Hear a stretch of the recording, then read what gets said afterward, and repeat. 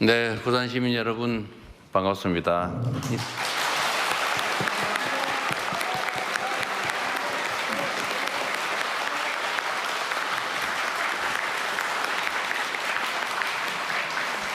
네, 자리 위치를 같은 높이로 놓는 게 상징적으로 좋은 면은 있는데 잘 안 보여서도 불편하기도 하죠. 이것도 언젠가 기회가 되면 집단 토론을 통해서 투표로 결정을 바꿔보도록 하겠습니다. 네, 우리 존경하는 부산 시민 여러분들 요새 여러 가지로 많이 힘드실 것 같습니다. 전체적으로 경기도 나쁜 데다가 또 불균형 성장 발전에 따른 지역 소외까지 겹쳐서 요새 저도 참 이 말 하기 싫던데 자꾸 여러분들 스스로 노인과 바다 얘기를 많이 하시는 것 같더라고요. 참으로 안타까운 상황인데 사실 이게 부산만 겪는 문제는 아니고 대한민국 전부가 겪고 있는 문제이기도 하고 또 어쩌면 흐름으로 본다면 전 세계적인 흐름의 일부이기도 한 측면이 있습니다. 그러니까 지방으로 가면 지방 소도시에서 지방 대도시로 또 면단위 이런 데서는 읍내로 또 지방 대도시들은 또 수도권으로 근데 또 한편으로 보면 수도권에서 뉴욕으로 또 이런 면들이 있죠. 전 세계가 이제 하나의 생활권으로 묶이면서 집중화 현상이 사실 거부하기 어려운 마치 중력처럼 작동을 하는 것 같습니다. 그렇다고 그걸 그대로 방치할 수는 없는 것이고 특히 대한민국은 불균형 성장 전략을 실제로 취해왔죠. 그러니까 대한민국이 가진 자원과 기회가 워낙 적다 보니까 이걸 골고루 나누면 효율성이 떨어져서 한 곳에 집중하는 소위 올인, 몰빵 전략을 했던 게 사실입니다. 지역으로 하면 서울 수도권에 집중했던 측면이 분명히 있고 또 뭐 산업 경제 정책으로 보면 몇몇의 기업들을 골라서 거기에 이제 자원과 기회, 역량, 정책을 집중했기 때문에 소위 재벌 문제가 생겨나기도 했고 어찌 보면 우리 개개인들 속에서도 특정 계층, 특정인들이 마치 특권층처럼 특별한 지위를 누리는 게 당연한 것처럼 여겨지기도 했던 것 같습니다. 근데 이게 한때는 꽤 유용한 성장 발전 전략이었어요. 그래서 전 세계에 유례가 없는 압축 성장을 우리가 했습니다.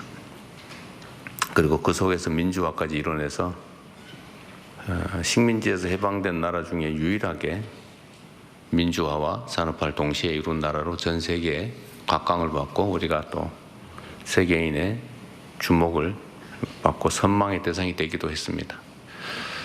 작년에 좀 어처구니 없는 일로 좀 훼손되긴 했지만 전체적인 대한민국의 위상은 신속하게 회복이 돼서 여전히 유지되고 있기는 합니다.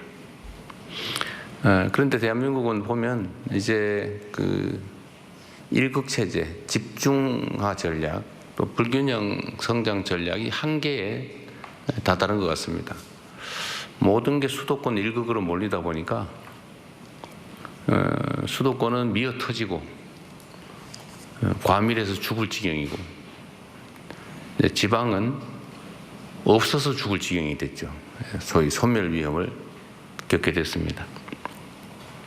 이제는 이제 균형 발전이라고 하는 게 정부의 시혜, 배려, 좀 어려우니까 도와주자 이런 차원의 문제가 아니고 대한민국이 지속적으로 성장 발전하기 위해서는 피할 수 없는 국가 생존 전략이 됐다고 생각이 됩니다.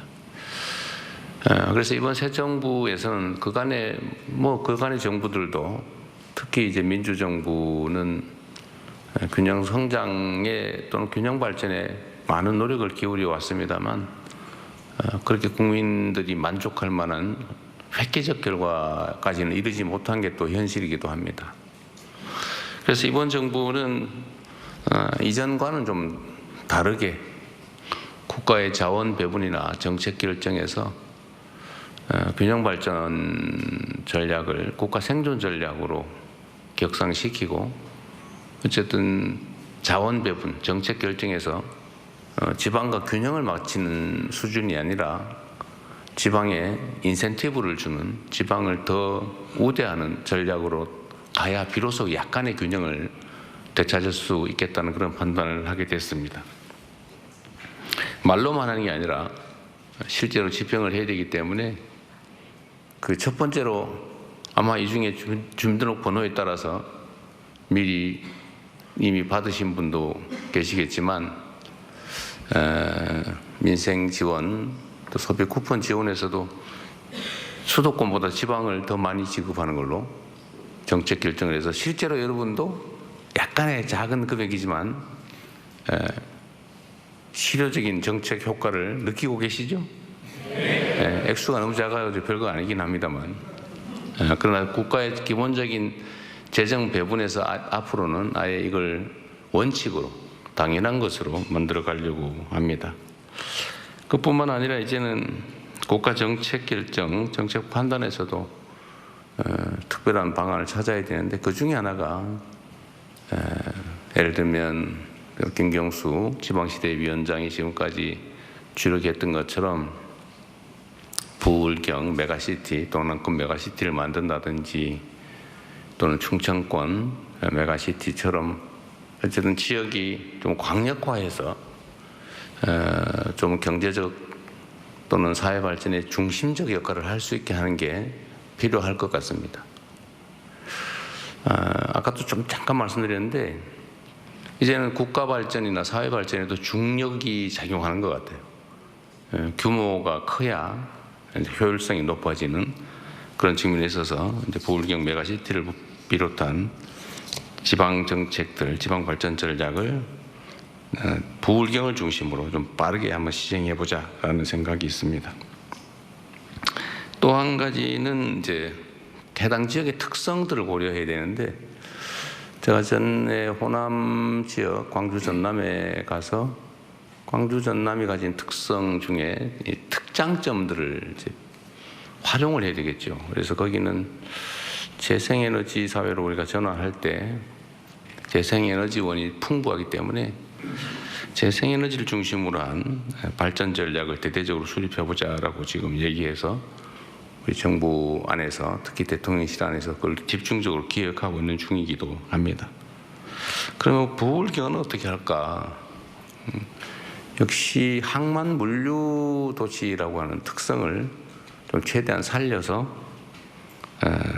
좀 발전 전략을 짜보자라고 하게 됐습니다. 거기서 마침 지금 기후 변화로 지금 북극 항로가 활용 가능성이 매우 높아졌기 때문에 대한민국이 그 중에서도 특히 부산이 아마도 북극 항로 개척에 따른 수혜를 입을 가능성이 매우 높다.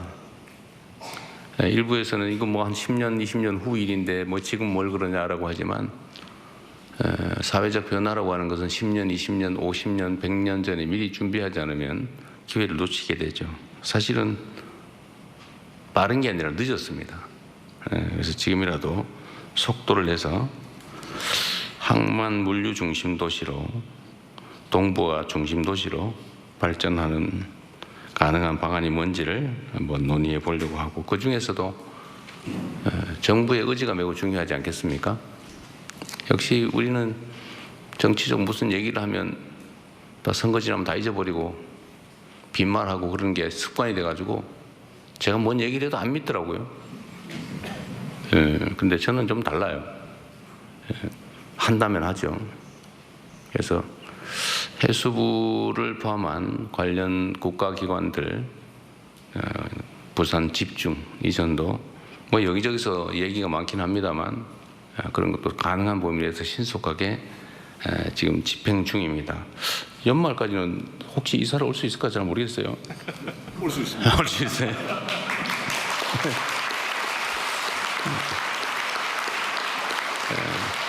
역시 행정에는 속도가 중요하죠. 그렇습니다.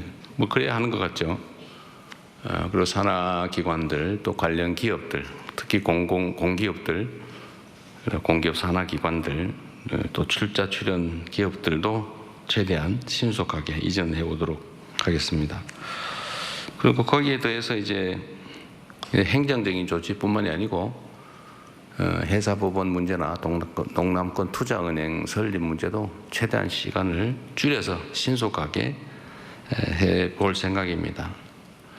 하여튼 부산 시민 여러분들께서 매우 어려운 환경에서 정말 고군분투하고 계신데 어쨌든 부울경 그중에서도 부산을 중심으로 우리가 새로운 희망을 여러분과 함께 만들어 보도록 하겠습니다. 오늘 많은 의견 주시고 가급적이면 똑같은 얘기는 반복하지 마시고 특히 사적인 이야기나 개인적 민원에 가까운 얘기들은 아마 들어오실 때 메모지를 다 나눠드렸을 겁니다. 그러시면 거기다 메모를 해주시면 저희가 다 파악해서 필요한 조치를 해서 개별 통지를 해드릴 겁니다.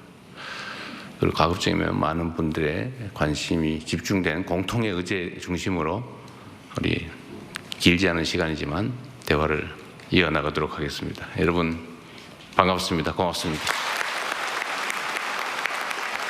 네, 지역 균형 발전이 더 이상 시혜가 아니라 국가 생존 전략으로 격상시키겠다는 말씀을 부산에 직접 오셔서 말씀하시니까 더욱더 강하게 와 닿는 것 같습니다. 다음은 전재수 해양수산부 신임 장관님의 부산 발전 비전에 대한 발언을 듣겠습니다.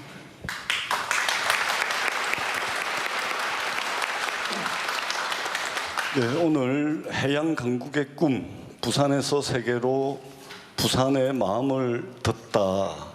이 행사의 주무부처 장관인 해양수산부 장관 전재수입니다. 안녕하십니까?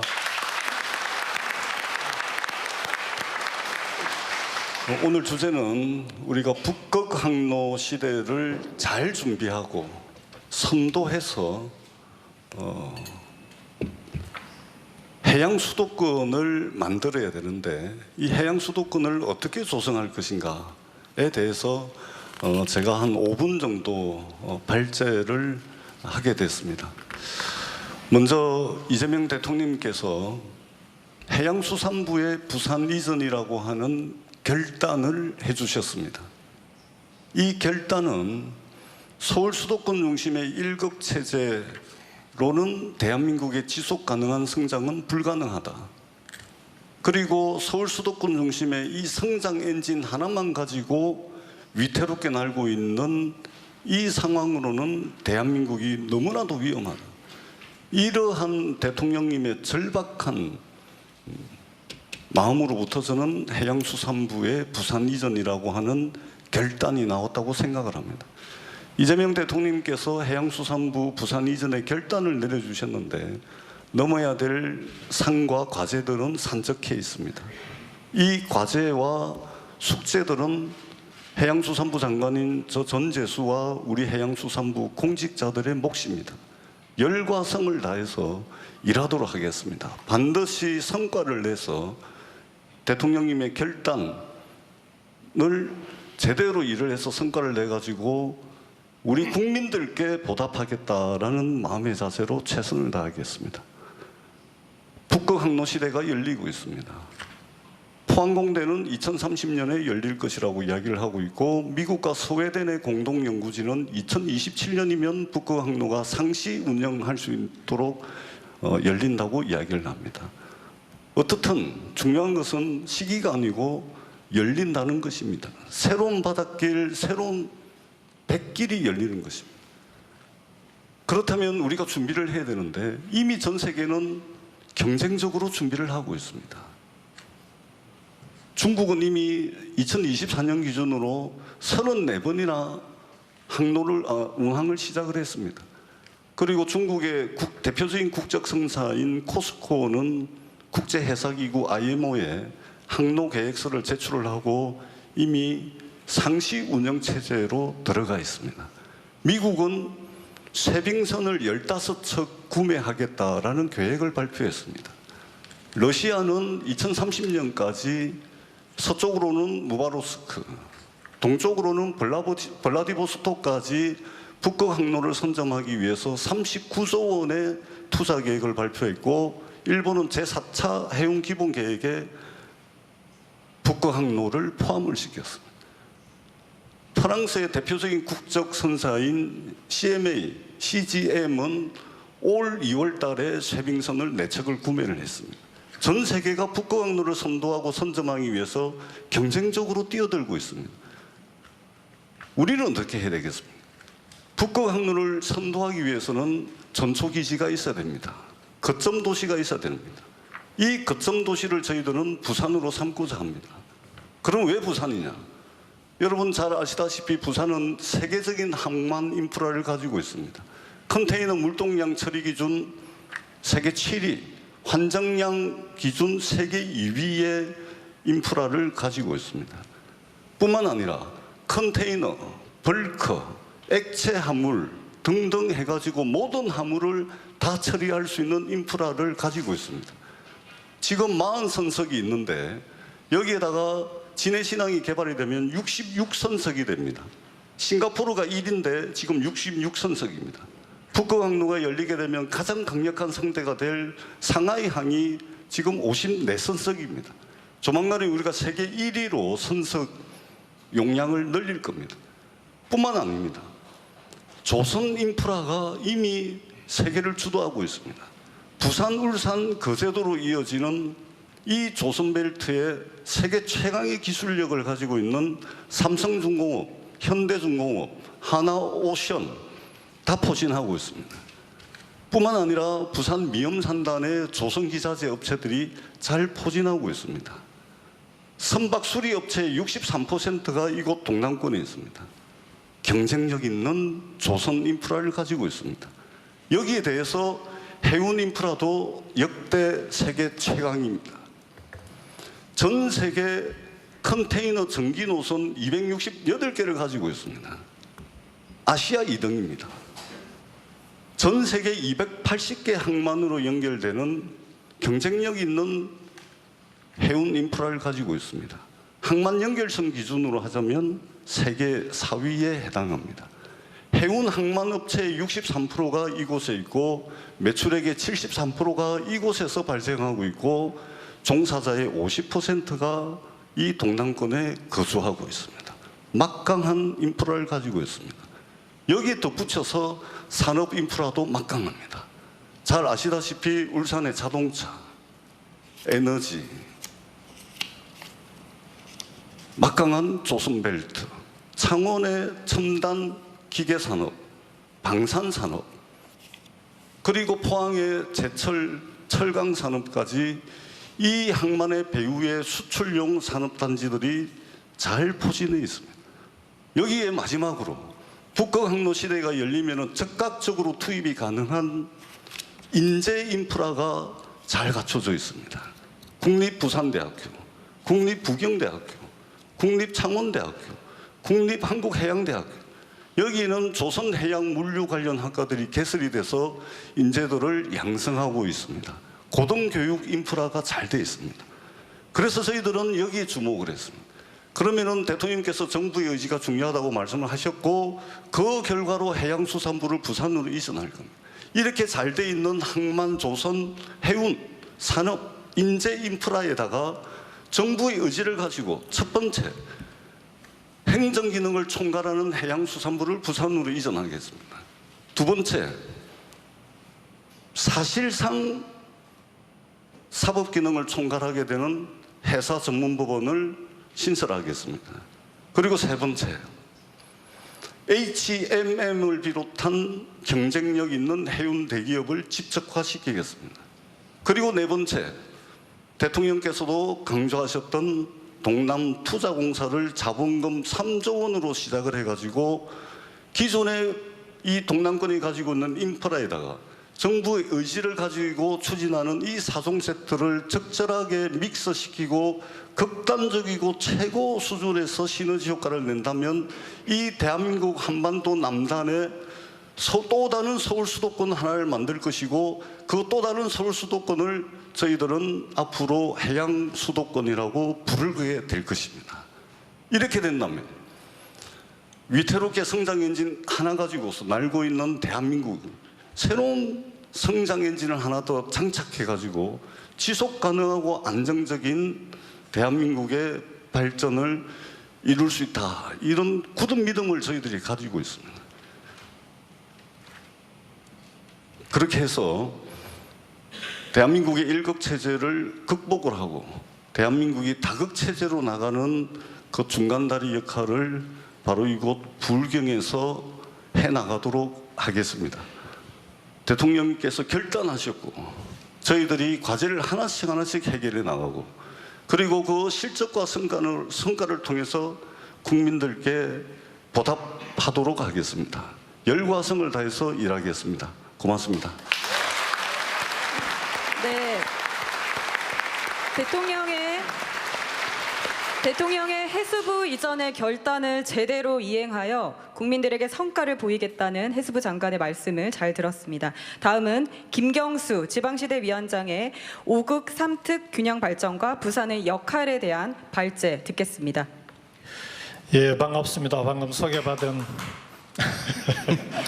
호흡을 맞춰서 지방시대 위원장. 근데 지방시대 위원장 이전에요. 그저께 그 위촉장 수여식 때도 대통령님께서 지역균형발전 이 국가 생존 전략이라고 강조를 하시더니 오늘 또 한 번 강조를 하셔서 심하게 압박을 받고 있는 지방시대 위원장 김경수입니다. 반갑습니다.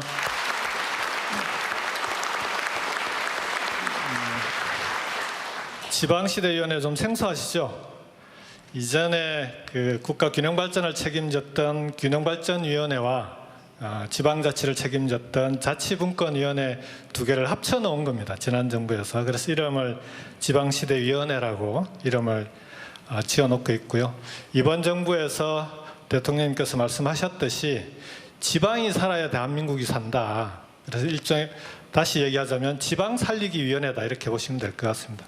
지방이 살아야 대한민국이 산다고 보면 결국 지방 살리기는 국가 살리기와 다르지 않다 이렇게 볼 것 같습니다. 제가 이제 오늘 이 자리에서 여러분들께 설명을 해달라고 부탁을 받은 건 부산을 포함한 부울경이 해양 강국으로 가는 해양 수도로 가기 위해서는 해수부 이전이 신속하게 돼야 되고 해수부만 이전하는 게 아니라 해수부와 관련된 기관들이 있습니다. 공공기관들도 함께 신속하게 이전이 돼야 하는데 그 공공기관의 이전 문제가 우리 지방시대위원회에서 심의하고 의결을 해야 가능하게 되어 있습니다. 그래서 어떻게 하면 해수부와 협력해서 공공기관을 신속하게 이전할 거냐라는 문제에 대해서 발제를 좀 해달라고 부탁을 받았고요. 두 번째는 공공기관 이전만으로 지방이 살아날 수 있는 거냐. 그게 아니라 대통령 말씀하셨듯이 이제는 시도 단위로는 더 이상 지역발전이 균형발전이 어려운 단계에 접어들었습니다. 그래서 시도 단위를 넘어서는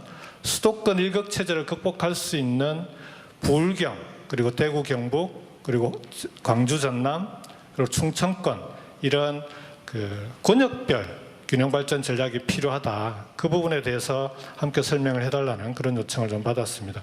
저도 주어진 시간이 5분밖에 안 되기 때문에 최대한 압축해서 설명을 드리겠습니다. 해수부를 이전하면 당연히 큰 공공기관이 오기 때문에 부산에는 도움이 됩니다.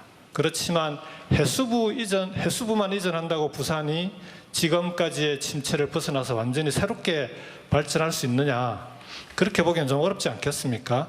해수부가 왔을 때 해수부를 포함한 관련 공공기관들이 반드시 함께 와야 됩니다. 그래야만 부산이 명실공히 해양 수도로서의 기능을 할 수 있게 됩니다. 지난번 혁신도시 노무현 대통령 때 혁신도시를 만들 때 부산은 혁신도시가 3가지 주제로 만들어졌습니다. 하나가 해양수산이었고요. 두 번째가 영화산업이었고 세 번째가 금융이었습니다. 그런데 그 당시에 혁신도시가 제대로 만들어졌다면 지금처럼 이렇게 지방이 어렵지는 않았을 텐데 참여정부 때 혁신도시 추진사업이 제대로 진행이 되다가 그 정부가 바뀌면서 혁신도시 2단계 추진사업이 계획이 다 돼 있었음에도 불구하고 그 2단계 사업들이 전부 중단이 돼버렸습니다. 그래서 원래 혁신도시라고 하는 게 공공기관에 이전해서 오면 그 공공기관과 함께 그 관련 있는 대학들에서 우수한 인재를 양성하고, 우수한 인재들이 양성이 되면 당연히 함께 그 인재를 보고 기업들이 수도권에서 찾아오게 만들어서 공공기관과 대학과 기업이 하나의 클러스터를 만드는, 하나의 공동체를 만드는 그런 지역 혁신 성장의 거점을 만들자는 거였거든요. 근데 공공기관 이전 이후에 그 이후에 정책들이 다 중단되어 버렸습니다. 그러면서 지금은 혁신도시가 어떻게 되어 있습니까? 공공기관이 이전되어서 그 공공기관의 직원들만 와 있는, 그것도 전부 다도 아니고 그런 혁신도시가 되지 않았습니까? 그래서 해수부도 마찬가지다.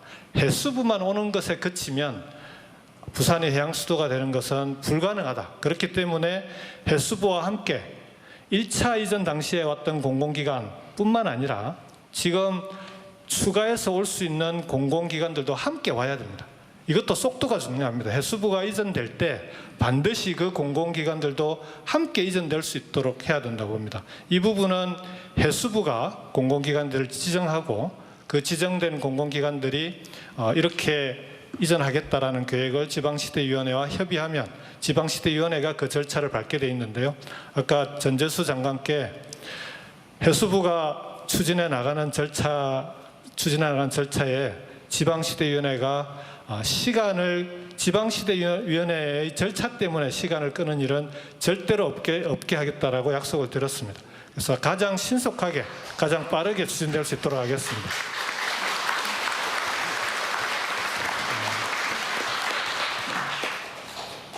공공기관 이전과 함께 부산이 함께 해야 될 게 또 한 가지가 더 있습니다. 조금 전에 말씀드렸듯이 기업이 와야 되지 않겠습니까? 지금 HMM은 우리 전재수 장관께서 열심히 HMM 본사가 올 수 있도록 노력을 하고 있다고 합니다. 그런데 HMM은 그나마 정부의 재정이 투입됐기 때문에 그 영향을 미칠 수 있는데, 그런 기업뿐만 아니라 민간 기업들도 올 수 있어야 되거든요. 근데 민간 기업들에게 왜 수도권에만 있냐, 지방을 안 가고, 이걸 물어보면 제일 많이 하는 대답이 지역에 가면 특히 미래첨단산업, 미래산업들의 기업은 좋은 인재를 뽑기 어렵다, 이 얘기를 제일 많이 합니다. 특히 R&D가 요즘은 연구개발이 중요한데 연구개발을 위해서는 석박사급 인재가 꼭 필요하거든요.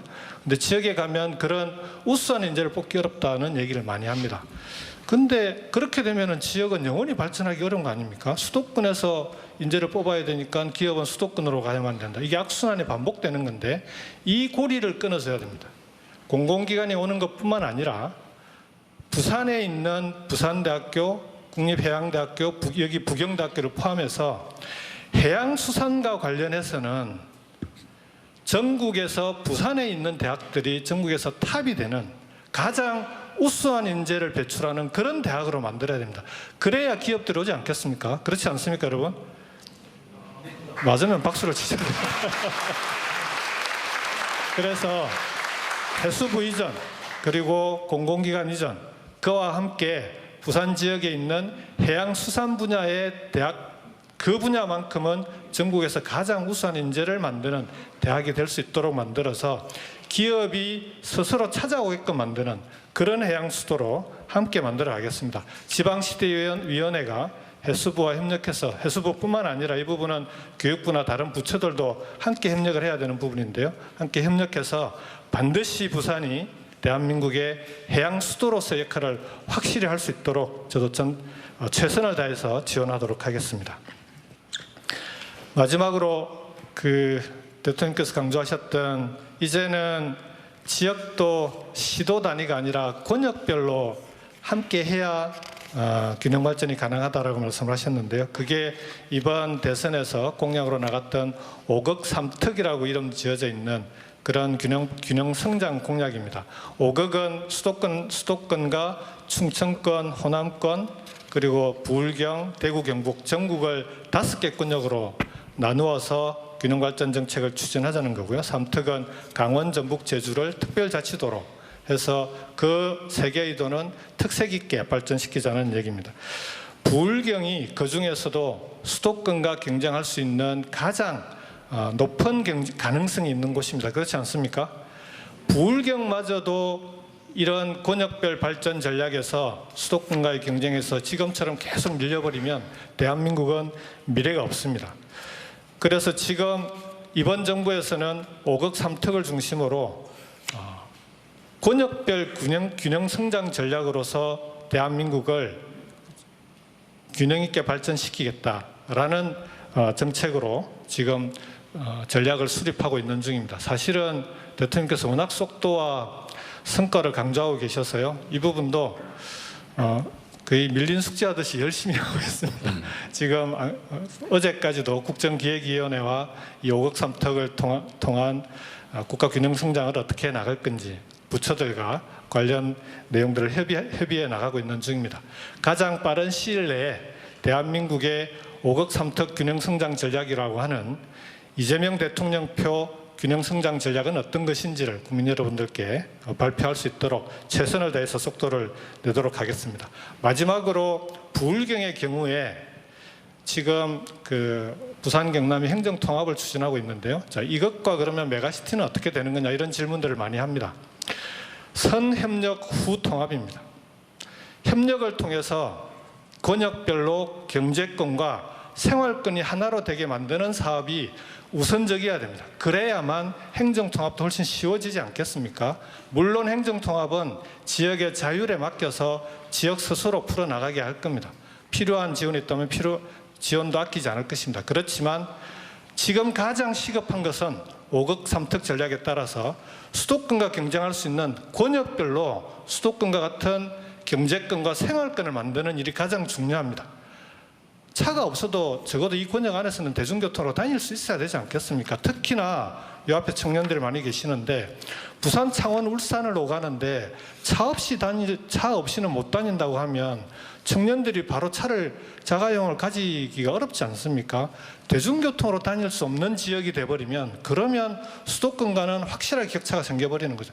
일자리를 구하려고 해도 창원에 있는 청년이 부산에 일자리를 구하면 집을 얻어야 됩니다. 그런 식의 구조를 가지고는 권역별로 발전하기가 어렵습니다. 서울 수도권은 서울, 경기, 인천이 어디에 직장을 구하든 출퇴근이 가능하지 않습니까? 적어도 예를 들자면 이런 것부터 생활권을 만들어야 경제권도 하나가 되고 경제권을 권역별로 만드는 것을 가장 우선적으로 협력사업을 추진해서 그걸 통해서 권역이 자연스럽게 필요하다면 행정통합으로 이어질 수 있도록 그렇게 만들어 가겠다라고 약속을 드리겠습니다. 부울경 지역이 이제는 청년들이 떠나가는 지역이 아니라 다시 돌아오는 지역으로 만들겠습니다. 한 해 16,000명 이상의 20, 30대가 부울경 지역을 떠나고 있습니다. 한 해 6만 명 이상의 청년들이 수도권으로 몰려오고 있습니다. 그러니 수도권의 부동산이 배겨나겠습니까? 대한민국이 이런 문제들을 하나씩 해결해 나가기 위해서는 말씀드렸던 대로 권역별로 경제권과 생활권을 만들어서 전국이 골고루 5개 이상의 수도권을 만들어가는 그런 대한민국으로 만들어가도록 하겠습니다. 부산이 부울경의 해양 수도의 중심으로서 역할을 할 수 있도록 최선을 다해서 지원하겠다는 약속을 다시 한번 드리겠습니다. 이상입니다. 고맙습니다. 네, 행정은 속도가 능력이다. 늘 대통령께서 강조하시던 말씀인데 절차 때문에 해수부 이전이 늦어지는 일은 없게 하겠다는 지방시대위원장의 말씀 잘 들었습니다.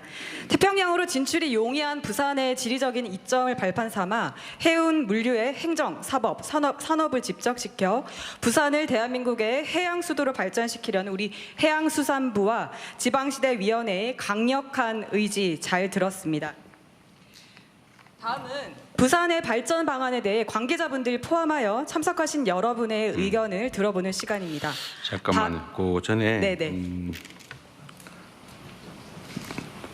우리가 이제 일을 하다 보면 누가 시킨 것만 하는 조직도 있고 안 시켜도 열심히 하는 조직이 있는데 제가 이 부산에 간다고 했더니 우리 AI 담당 수석이 갑자기 어제 이런 것도 준비해야 됩니다. 그러니까 저한테 이렇게 들고 왔어요.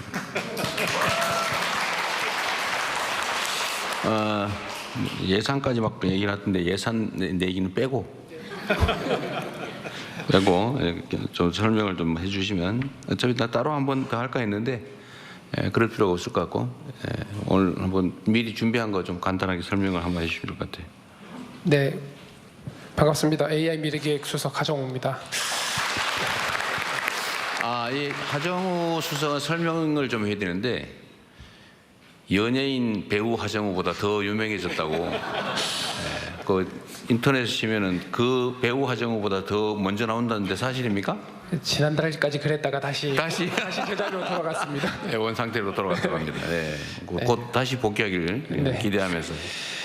네, 사실 그 대통령님께서 부산 타운홀을 내려가시게 되면서 기존의 여러 가지 비전이었던 해수부 이전, 그리고 HMM 이전, 그리고 부울경 지역의 메가시티 구상을 공약 때부터 천명을 하신 것들이 있는데 여기서 조금 더 인공지능과 어떤 첨단 기술을 활용을 했을 때 좀 더 큰 전략 산업으로 키울 수 있겠다라는 생각을 저희 수석실 그리고 정책실장 포함 정책실 전반으로 같이 논의를 했던 내용입니다.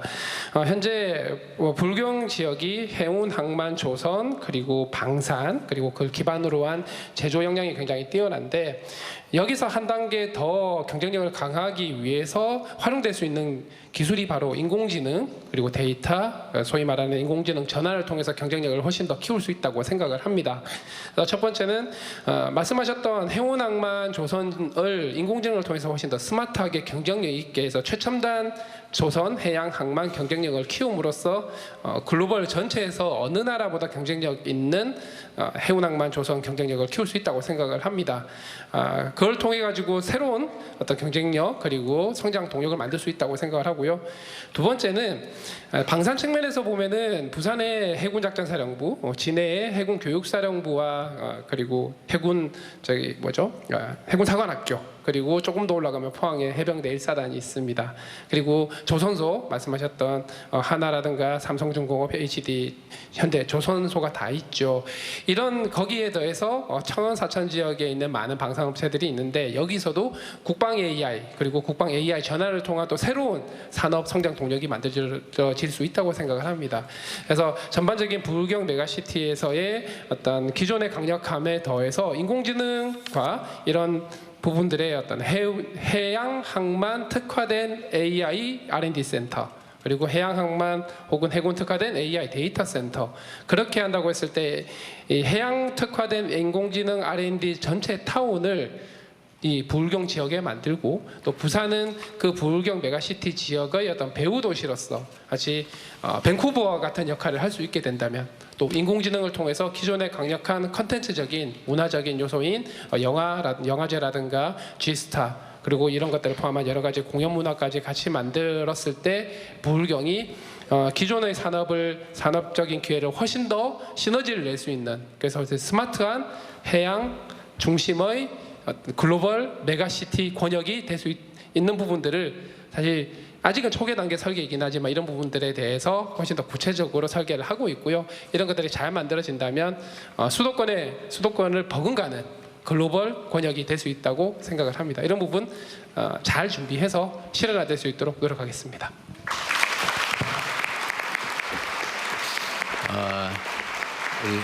하정우 수석 고생하셨습니다. 그런데 저는 얘기를 들어도 잘 못 알아듣겠더라고요. 이제 주로는 우리는 하드웨어에 익숙해서 그런데 일단 하드웨어 얘기 중에 아마 김경수 위원장이 자기 소감 업무를 벗어나서 말씀을 안 하신 것 같은데 실제로는 부울경 동남권 메가시티를 만들려면 사실 교통망을 확충해야 되는데요. 광역교통망 그냥 아까 말씀하신 자가용 없이도 편안하게 출퇴근할 수 있는 또 교통망이 필요하다. 그래서 지금 이게 부산, 울산, 경남 이게 지금 출발지가 어디더라? 울산에서 양산, 부산까지죠. 울산, 양산, 부산. 여기가 지금 7월 10일에 이제 예타가 통과돼서 이제 기본 계획하고 설계하고 하면 착공은 아마 30년이 넘어야 될 거라고 하는데 어쨌든 이것도 좀 가능하면 좀 당겨보도록 노력하겠습니다.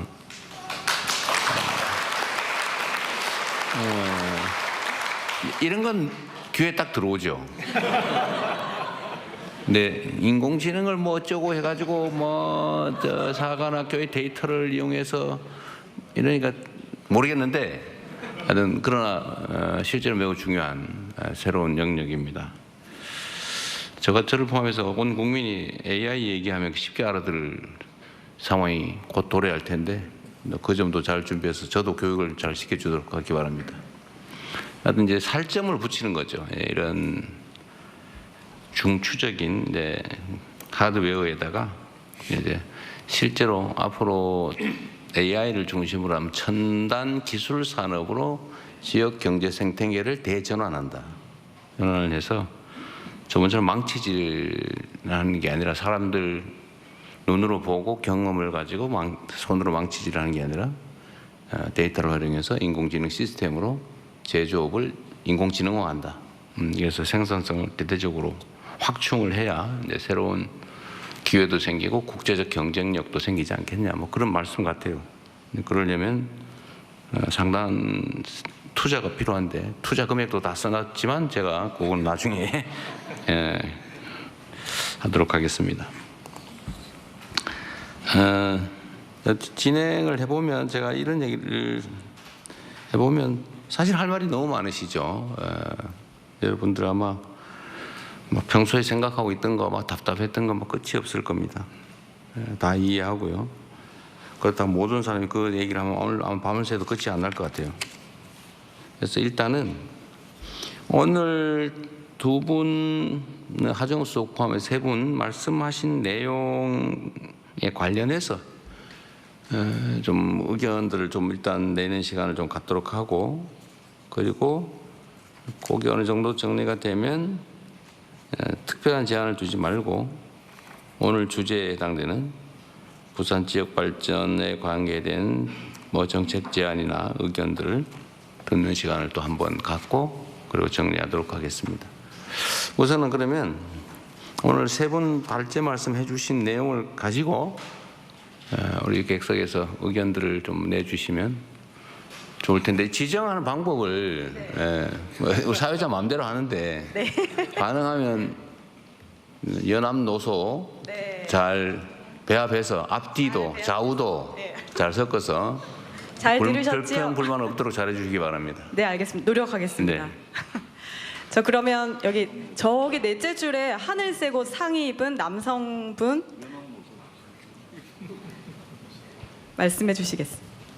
저 발표 시작하기 전에 제가 보고서를 하나 작성을 해가지고 왔는데 혹시 대통령님께 좀 전달 좀 네, 그건 부탁드리겠습니다. 뭐 여기까지 오지 않으셔도 됩니다. 누구 주시고 일로 주세요. 네, 말씀하세요.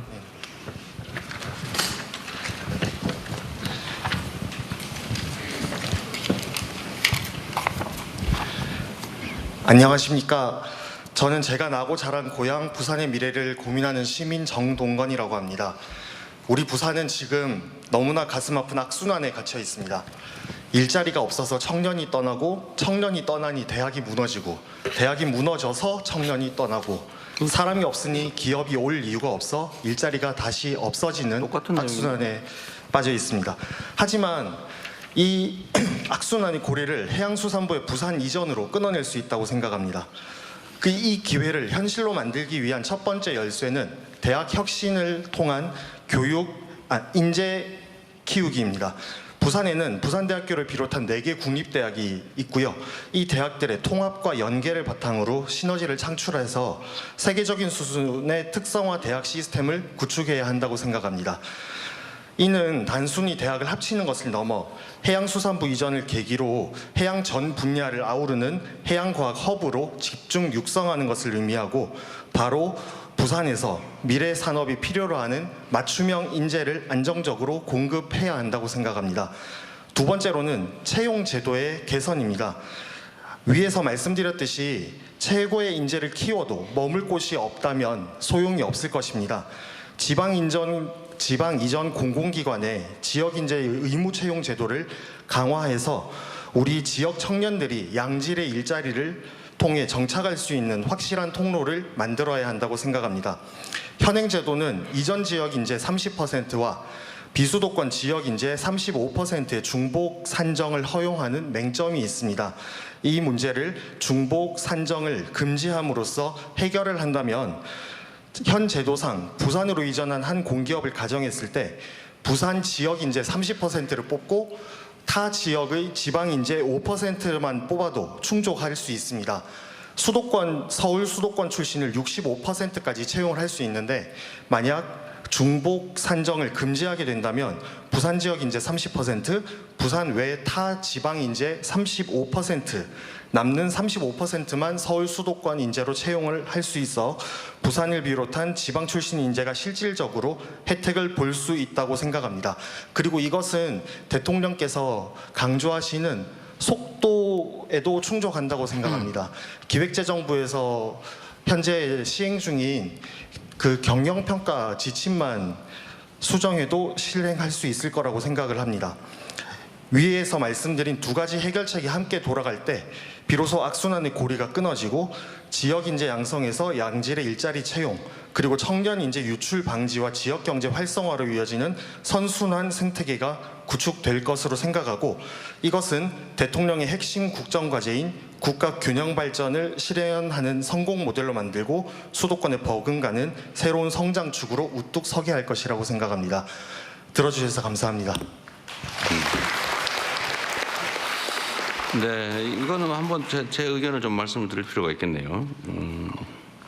우선은 부산 지역의 4개 국립대학의 통합 연계를 통해서 특성화 대학 시스템을 구축하자. 이거는 우리가 서울대 10개 만들게 거점 대학 육성이라고 하는데 취지에 맞아서 이거는 부산, 경남, 부울경, 특히 뭐 부산의 특성에 맞는 거점 대학 육성이라는 취지에는 부합하는 정부 방침에 맞는 것이었어요. 좋은 제안으로 생각됩니다.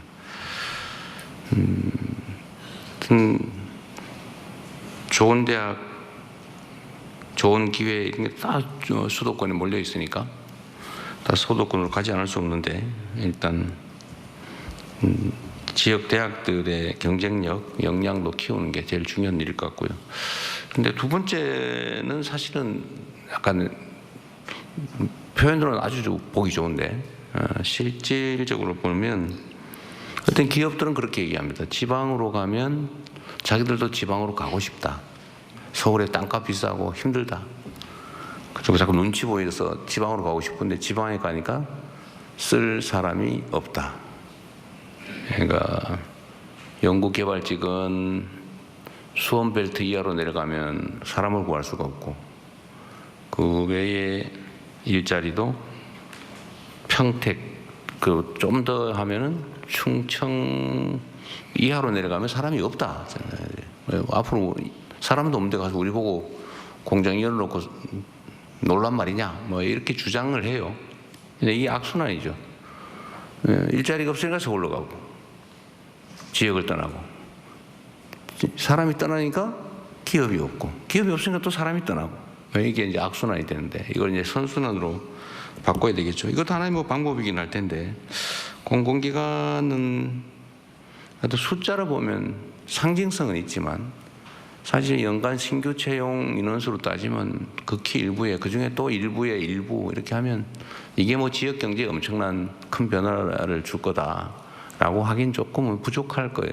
그래도 안 하는 것보다 나을 테고 그 방향은 맞을 텐데 적정한 비율이 뭔지는 한번 재점검을 해보도록 하겠습니다.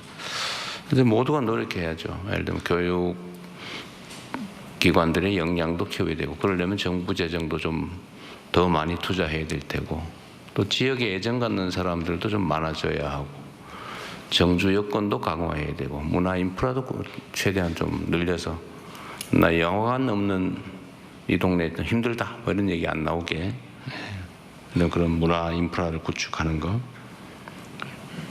그리고 또 중고등학교도 문제 같아요 보니까. 중고등학교도. 그러니까 뭐 자꾸 다 떠나는데 근데 그걸 어떻게 해결할 수 있을지는 좀 더 연구를 해가지고 어쨌든 부산이든 지방이든 자기 뜻을 펴고 역량을 펼칠 수 있는 기본적인 조건을 갖추는 노력들을 그냥 이대로 놔둬서 그냥 말만 해서 되지는 않고요. 결국 돈과 정책, 역량을 투여를 해야 됩니다. 근데 과연 어디에 어떤 내용에 어떤 투자를 하면 가장 효율적일지를 이제 지금부터 고민을 해야 되겠죠. 네, 다른 분. 좋은 제안이라고 하시면서 또 비율 얘기해 주셨는데요. 이번에는 여성분 여기 여기 5번째 줄에 하얀색 하늘색 입으신 또 여성분 말씀해 주십시오. 하늘색으로 통일하면 안 됩니다. 아, 저것도 편이에요?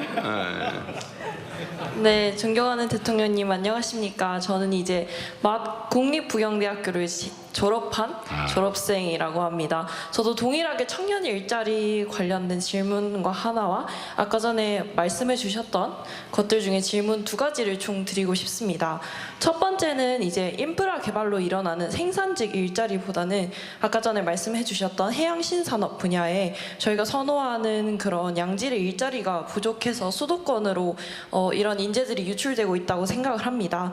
따라서 대통령님께서 부산의 해양 강점을 활용해 단순한 생산직을 넘어서 청년들이 실제로 매력을 느낄 수 있는 그런 정착할 수 있는 전문적인 일자리를 어떻게 창출하고 이러한 일자리가 부산에 안착할 수 있도록 하는 정부의 지원 또는 기업 유치 전략을 조금 생각하고 계신 게 있는지 궁금을 하고요. 또한 2번째는 아까 전에 HMM과 같은 해양 기업들의 직접화를 계획하시고 계신다고 하고 부산의 해양수산의 양질의 인재풀 양성을 위해 노력하려고 하셨다고 했는데 이런 기업들에게 어떠한 인센티브를 줄 것인지 아니면 이런 인재풀 양성을 위해 대학교에 어떤 지원을 할 계획이 있으신지라는 구체적인 생각이나 아니면 계획 단계라도 있으면 알려주시면 감사하겠습니다. 너무 어려운 질문을. 하여튼 그게 어떤 게 가능하냐라는 걸 우리가 알아보기 위해서 이런 대화를 하는 거죠. 각 전문 기관들, 전문가들 의견도 듣고 또 각 담당 부처들도 있고 또 여러분처럼 이렇게 일선에서 봤을 때 이런 게 필요하다. 사실은 그거 필요하다 이거 누구나 인정해요. 좋은 일자리 많아야지. 맞는 말이죠. 그러려면 노력을 해야지. 그것도 맞지요. 어떻게? 현실적으로가 되면 쉽지가 않죠. 그걸 제가 다 알면 여기서 이러고 있지 않죠. 하여튼 필요한 방안들을 우리가 최대한 마련해 보도록 함께 노력하겠습니다. 아이디어도 있으면 많이 주시고요. 네, 제가 이제 해양의 도시에 오다 보니까 자꾸 저도 하늘색에 그리고 계속 여기는 보는데. 이재명 청문회가 아니기 때문에 그래봤자 소용없어요. 이따가 한꺼번에 모아서 이번에는 답을 할 필요는 굳이 없습니다. 이번에는 우리 붉은색 안경을 쓰신 첫 줄에 계신 가능하면 의견들을 남성분. 많이 내시고 우리가 여기서 결판을 내자는 건 아니니까요. 박인호입니다. 네, 우리 대통령님 부산 오신 걸 환영합니다. 네. 저기 해양 강국 꿈이 되어 있는데 이미 5대 해양 강국입니다. 그래서 앞으로 이제 제가 해양 강국 운동을 지금 35년째 하고 있습니다. 제가 할 때 가장 느낀 것은 대통령의 생각이 중요하다. 가장 대통령의 생각이 중요하다. 그걸 느꼈으면 꼭 제가 좀 말씀을 드리고 싶습니다. 실제로 지금 이제 2가지만 말씀드리겠는데 해수부 이전 정말 고맙습니다. 딱 정확한 시기에 정말 좋은 선물 주셨습니다. 금리 해양수도 선포 25년입니다. 그리고明년이 부산항 개항 150주년이고明년이 8월 8일이 해양수산부 창립 30년입니다. 이런 때 정말 좋은 선물 주셨다. 정말 고맙습니다. 또 그동안에 저희들 그 해양수산 비서관이 복원이 소원이었습니다. 대통령의 통로가 없었어요. 그러면 저는 훌륭한 해양수산 전문가를 해줘서 정말 고맙고 특히 우리 전재수 또 정말 가장 합리적이고 저런 분 해줘서 정말 고맙다는 말씀드립니다. 첫째 해양수 이전입니다. 시장님 칭찬 좀 하세요. 아니 저희 학교입니다. 아낍니다. 준비가 돼 있답니다. 지금 부산이 참 어렵습니다. 네. 그래서 지금 박영준 시장 계시는데 이 어려운 때에 정말 단비를 내려주셨다 생각하고 해수부 이전이 아니고 이전 정착이고 학대 발전입니다. 단순 이전 가지고는 불가능합니다. 그래서 거기 위해서는 좀 앞으로 좀 부산에 이 조선 산업 같은 거, 일단 미국은 지금 조선이 제조업이 아닙니다. 조선 해운 수리가 신해양 전략 산업이고 트럼프가 그렇게 명명을 했고 그 국가 해양위를 만들어서 해양 전략이 국가 전략으로 명명을 했습니다. 그래서 이미 조선은 제조업이 아니라는 의미에서 앞으로 지금 해양수산부가 현재 1%입니다. 국가에서 1%밖에 안 됩니다. 이런 민이 붙여가지고는 도저히 안 된다. 부산시 예산의 3분의 1이 조금 넘습니다. 그래서 거기 꼭 조선이 와야 되고, 그 다음에 그동안에 많이 헤쳐져, 각 부처도 헤쳐져야 되는데, 해양 물류 관계가 국토부에 또 있습니다. 폐지될 때까지가 안 주고요. 그 다음에 해양 레저가 와야 됩니다. 이 세 개 정도는 와야 안 되겠냐 싶어서 현재 1%의 해수부를 적어도 한 2% 정도는 해주셔야 정말 앞으로 정착하고 확대될 때가 있다. 이래야 타 지역에 대한 또 부산 시민에 대한 내려올 수 있는 해수 지원에 대한 정당성이 확보됩니다. 이래 1% 가지고는 도저히 안 된다는 생각이 들어요. 똑같은 얘기는 계속 반복 안 하셔도 될 것 같아요. 그래서 꼭 좀 말씀을 드립니다. 그래서 여튼간에 지금 해수부 인도네시아는 지금 알다시피 해수부 해양 보충력 제도가 있습니다. 프랑스도 지금 굉장하고 참 한국이 해양 강국인데 너무 해수부가 힘이 없습니다. 지금 이렇게 해가지고는 해양 강국 만들 수가 없습니다. 이 점 대통령께서 좀 이번 기회에 좀 해양부 수산부 힘을 실어 주셔야 이게 부산은 어떤 힘이 거의 될 것 같습니다. 그 다음에 이제 거의 되고 두 번째로 이제 두 번째예요? 네, 조금 줄여서 말씀을 좀 부탁드립니다. 국무회의를 꼭 서울에서 여기서 해야 됩니까? 그래서 좁은 나라인데 부산서도 한번 하고 남부의 건의 수도인데 부산서도 한번 하고 관계장관 회의도 꼭 서울서 할 게 없고 그래서 좀 국무회의도 좀 부산서도 한번 하고 하는 이런 것만 꼭 서울서만 할 게 없다 생각이 들어서 그 점을 제가 좀 말씀을 여튼간에 좀 이번 기회에 정말 부산 시민들 한이 많습니다. 해수부 보호 운동을 5년간 했습니다. 폐지돼 가지고 그래서 네. 꼭 이번에 부산 시민 한을 꼭 풀어주 강한 해수부를 좀 만드시기 바랍니다. 고맙습니다.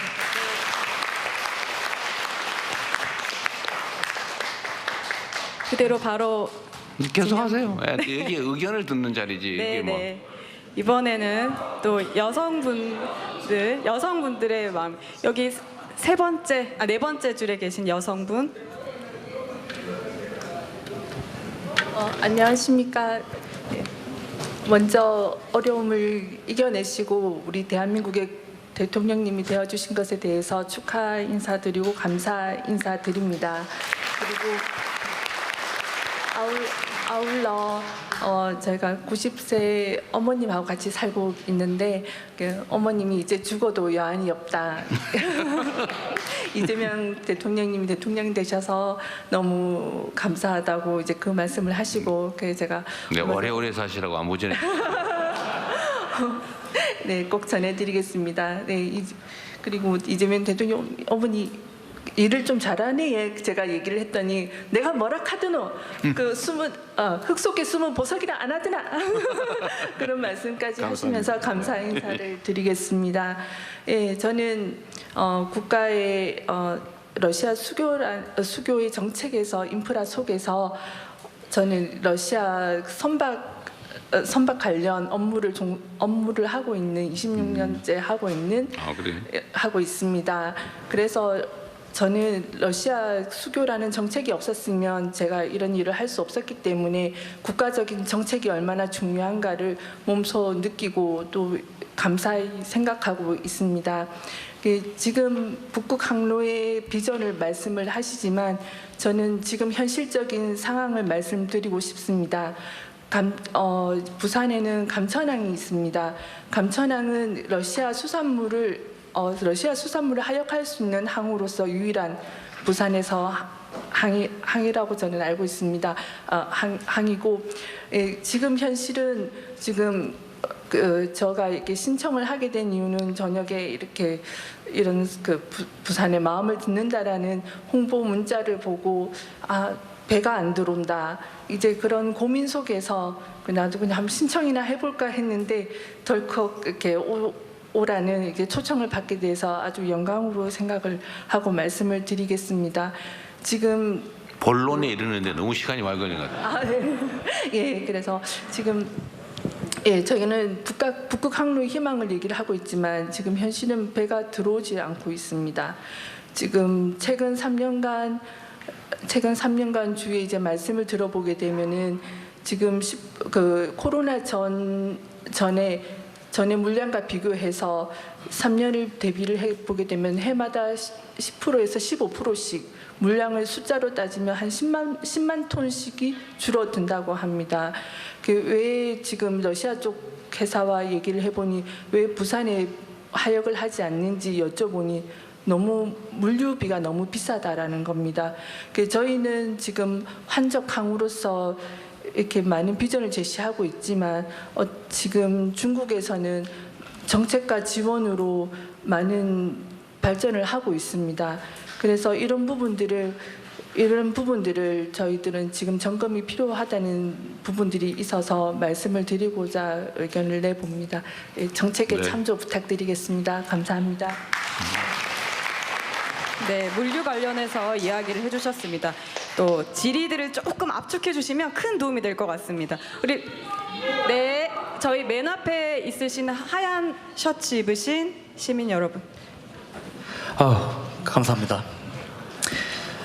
네, 저는 아까 하정우 수석님께서 말씀 주셨던 해양도시의 미래 첨단 산업을 좀 도입하겠다. 그리고 아까 부경대 졸업생 분께서 말씀하셨던 그 청년들이 선호하는 미래 일자리에 대해서 좀 한번 말씀드리고자 합니다. 본인이 누군지는 한번 말씀드리겠습니다. 말씀해 주실 것 같아요. 예, 저는 부산에서 7번째 아기 유니콘으로 선정된 스타트업 소프트스퀘어드의 대표 이하늘이라고 합니다.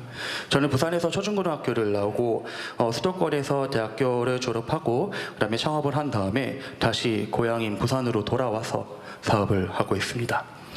부산에 해수부를 이전하는 것은 해양 산업을 발전시키는 데는 큰 도움이 되지만 사실 청년들이 선호하는 AI를 비롯한 미래 첨단 산업의 일자리는 여전히 수도권에 있는 게 현실입니다. 그래서 실제로 아까 16,000명이 유출된다고 말씀을 김경수 위원장님께서 말씀해 주셨는데 그중에 5,000명이 과학기술 인재가 여전히 수도권으로 떠나고 있는 실정입니다. 이 문제를 해결할 실효성 있는 대안이 반드시 필요한데요. 저는 이 대안을 몇 년간 연구하고 고민한 끝에 수도권에 있는 기업을 원격 근무 전환을 하는 것을 기반으로 개발팀 구독 서비스 그릿지를 운영하고 있습니다. 그릿지는 수도권의 유망 기업들을 원격 근무의 형태로 지역의 청년들에게 연결해서 수도권의 양질의 일자리를 누릴 수 있도록 하는 플랫폼입니다. 실제로 저희를 통해서 수도권으로 취업을 하거나 이직을 하려는 부산에 있는 인재들이 지역에 정주하면서 많이들 일을 하고 계시고요. 그 중에서는 출산을 하고 육아와 병행을 하시면서 원격으로 일을 하고 계십니다. 그러나 이거는 하나의 기업만의 노력으로는 부족합니다. 그렇기 때문에 대통령께서는 이런 수도권 기업을 원격 근무를 전환함으로써 지역 청년들에게 연결하는 모델로 정책을 추진하실 의향이 있으신지 궁금합니다. 네, 다음. 네, 일단은 또 질문 받아서 하겠습니다. 이번에 맨 저 뒤로 가겠습니다.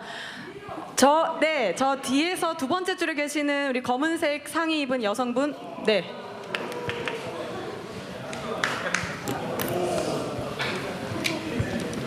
오늘 기분 좋습니다. 당첨됐습니다. 네, 축하드립니다. 예, 후보님 때보다 대통령님이 되고 나서 더 좋다는 말을 이런 곳에서 많이 하니까 참 듣기 좋고 부산 오셔서 참 좋습니다. 저는 사고에서 온 한정옥입니다. 반갑습니다. 요약해서 빨리 읽어 가겠습니다. 앞에서 뭐 이런저런 얘기하다 보니까 다른 분들이 많이 기다리시는 것 같아서 저는 요약해서 읽겠습니다. 대통령님, 북극항로 발전의 중심이 될 북항은 일제강점기 매립되어 개발된 곳으로 해방 이후는 국가항만의 기능을 하면서 부산 시민도 들어가지 못하는 금단의 지역이었습니다. 그러다가 2005년 노무현 대통령께서 부산 시민들이 슬리퍼를 신고 편안하게 갈 수 있는 곳으로 만들겠다는 말씀과 부산의 미래 100년을 책임지는 먹거리 공간으로 만들어지는 유지가 서려 있는 매우 중요한 장소이자 우리나라 최초의 항만 재개발 사업입니다. 방금 장관님께서도 말씀하셨듯이 부산 북항 재개발지가 부산의 미래를 담을 장소가 아닌 주거단지, 아파트 단지로 전락해 가고 있고 지금 또 진행 중에 있습니다. 어제 부산검찰은 북항 재개발 1단계 생활형 숙박시설 허가를 위한 뇌물비리 사건 수사를 발표했는데 그 요지는 2023년 감사원 감사 결과 부산항만공사 부산시의 사업자와의 유착 의혹이 제기되면서 수사가 시작되었는데 부산지검의 수사는 사실상 반쪽짜리 수사 발표로 끝나고 말았습니다. 감사원의 고발 취지에 훨씬 못 미치는 수사 결과였습니다.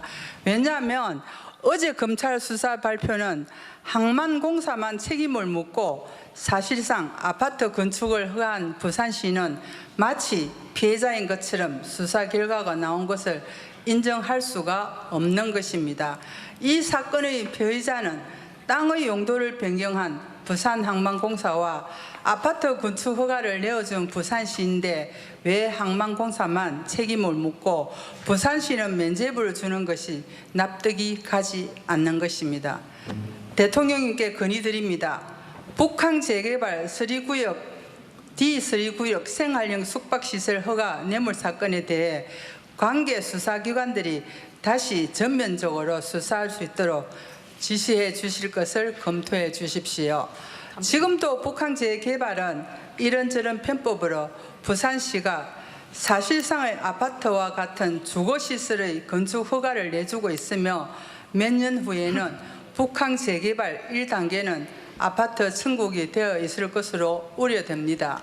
네, 조금 압축시켜 주셔서 예, 정리해 자대 주십시오. 갑니다. 자대 갑니다. 제발 이런 일들이 재발되지 않도록 드러난 뇌물범죄 사건이라도 제대로 수사해서 국가 공권력으로 경종을 울릴 수 있도록 도와주십시오.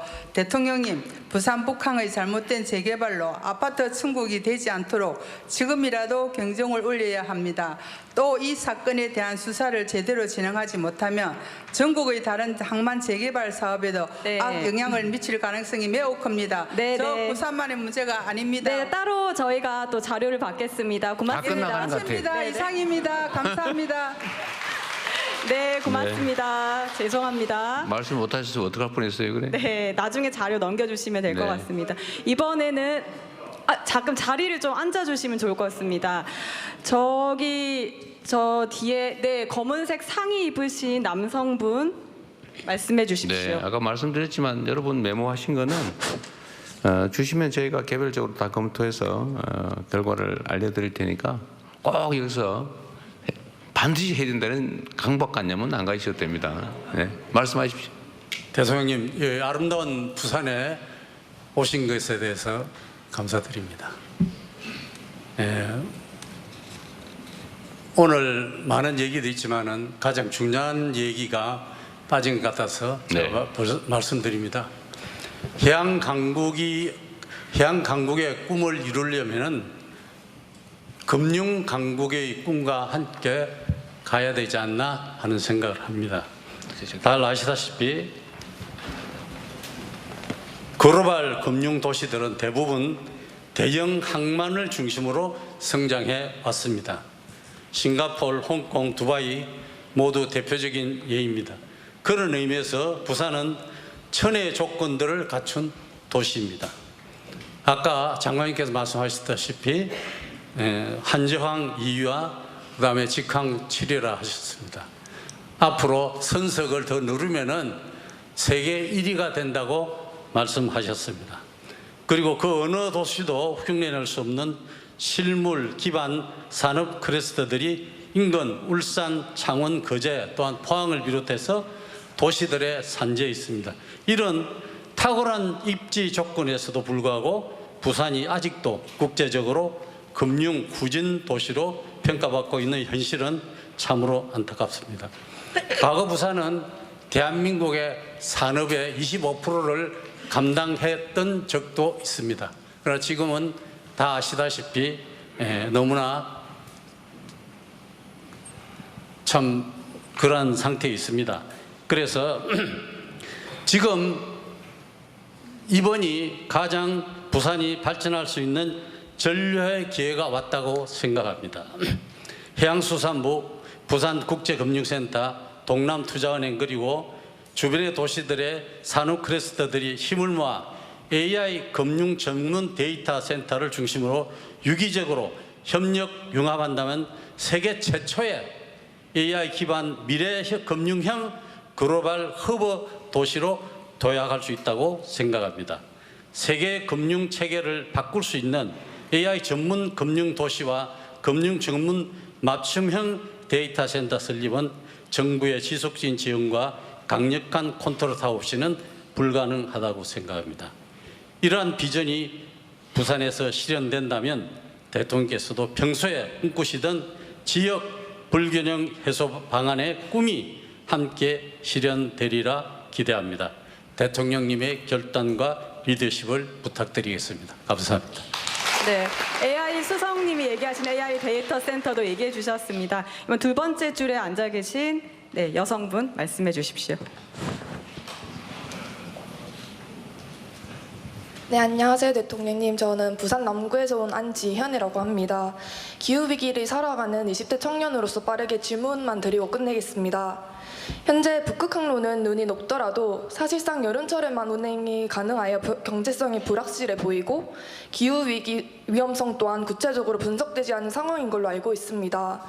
이러한 상황에서 막대한 예산과 자원을 북극항로에 투입하기보다는 정부의 대선 공약이기도 했던 그린 연료 인프라 확대에 집중하는 것이 보다 현실적이고 전략적인 선택이라고 생각합니다.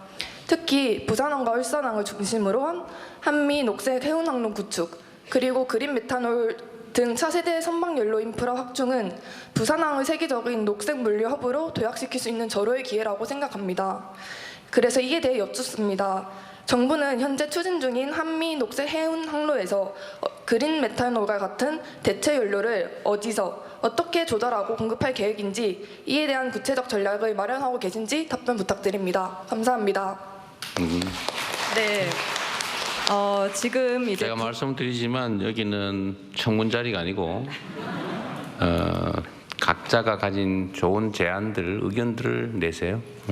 그리고 북극항로도 중요하고 그린 연료 인프라 구축도 해야 되고 둘 중에 하나만 선택해서 해야 되는 건 아니기 때문에 어떻게 하면 더 나은 대안을 만들 수 있는지 그런 의견들을 좀 많이 내도록 합시다. 네. 자꾸 사회자가 질문해라 그러는 거예요. 알겠습니다. 의견을 내라. 네네. 우선은 저희가 1부에서 부산 발전 비전에 대한 내용을 나누고 있는데 이제 2부에 넘어가기 전에 지금 이제 대통령님의 좀 간단한 답변을 한번 들어보시고 또 2부로 넘어가서 또 더 토론을 진행해 보도록 하겠습니다. 아니 여기 각계의 의견들은 잘 들었고요. 그 의견들은 저희가 다 취합을 해서 내가 이 자리에서 내 실력을 뽐내려고 온 게 아니기 때문에 선거하고 있는 게 아니어서 지금 아직도 선거 후보를 대하는 그런 마인드가 있을지 혹시 모르겠는데 지금은 국가의 역량을 총동원해서 실현 가능한 현실적 대안을 우리가 만들려고 일부러 이 자리에 있는 겁니다. 여러분의 의견도 듣고 여러분의 의견을 단초로 또 새로운 정책을 검토해 보기도 하고 또 방향도 우리가 토의하고 그럴 겁니다. 이제는 뭐 주제 제안을 하지 말고 그렇다고 뭐 우주를 어떻게 지킬 것이냐 뭐 여기까지는 가지 말고 또 우리 집안 문제 얘기는 나중에 따로 하기로 하고 어쨌든 약간 주제 의제를 좀 넓혀서 말씀하실 시간을 좀 가지도록 하겠습니다. 그렇게 긴 시간이 가능할 것 같지는 않네요. 네네. 그래서 가능하면 짧게 요약을 해주시면 다른 분들도 의견을 좀 낼 수가 있습니다. 네, 대통령의 말씀처럼 좀 정책 제안이나 토론 위주로 말씀을 짧게 해주시면 좋을 것 같습니다. 우리 여기 두 번째 줄에 계시는 회색 상의분 남성분. 네, 안녕하십니까. 저는 부산진구 계금동에서 입주자 대표회장을 하고 있는 박홍기라고 합니다. 좀 늦었지만 이재명 대통령님의 취임을 진심으로 축하드립니다. 저는 22년도부터 올 대선 때까지 부산에 오시면 제가 다 찾아뵈었습니다. 그리고 작년에 박수치를 많이 왔다 그 말이죠. 네, 알겠습니다. 작년에 저희 아파트 앞에서 우리 이현 후보 지원이 오셨을 때 그때도 제가 제 친구들 다 데리고 갔고 또 저희 아파트에서 서설이 너무 기십니다. 저희 아파트에 식사를 하셨는데 제가 못해서 좀 아쉬웠습니다. 예. 알았어요. 예, 어쨌든 그렇고 사실은 제 아내가 이재명 대통령 굉장한 팬이었는데 그 3년 가까이 암투병을 하다가 4월달에 세상을 떠났습니다. 안타깝네요. 그래서 저 와이프 대신 제가 온 건데 대통령 되시는 걸 못 봐서 제가 너무 가슴이 아파서 꼭 말씀을 드리고 싶었습니다. 네. 그래서 그곳에서 제 아내 정지영은 아마 기쁘고 흐뭇한 마음으로 이재명 대통령을 보고 잘 지내리라 생각하고 있습니다. 자, 본론 들어가겠습니다.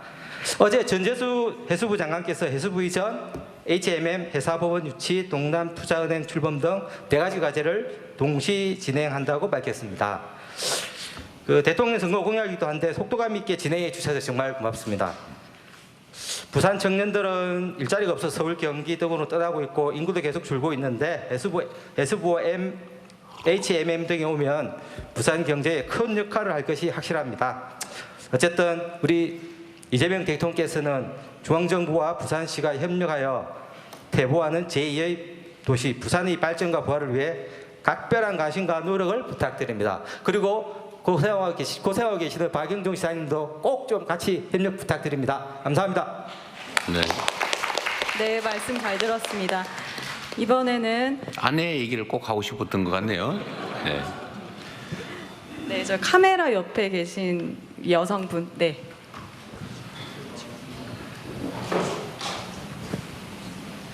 안녕하십니까. 저도 부산에서 초중고 대학을 나왔고 부산을 굉장히 사랑하는 청년 정수환입니다. 저는 부산에 본사를 두고 있는 마리나 체인이라는 스타트업에서 근무를 하고 있는데요. 저희는 해운 기업을 대상으로 이제 해운 환경 규제들을 AI 기술 기반으로 해서 솔루션을 제공하고 있고 뿐만 아니라 부산 수출 기업 대상으로 ESG 경영 솔루션도 제공하고 있습니다. 그래서 이제 해수부가 부산으로 이전을 하고 이제 대통령님 공약이었던 기후 관련 공약들이 저희에게 굉장히 반가운 소식들이었는데요.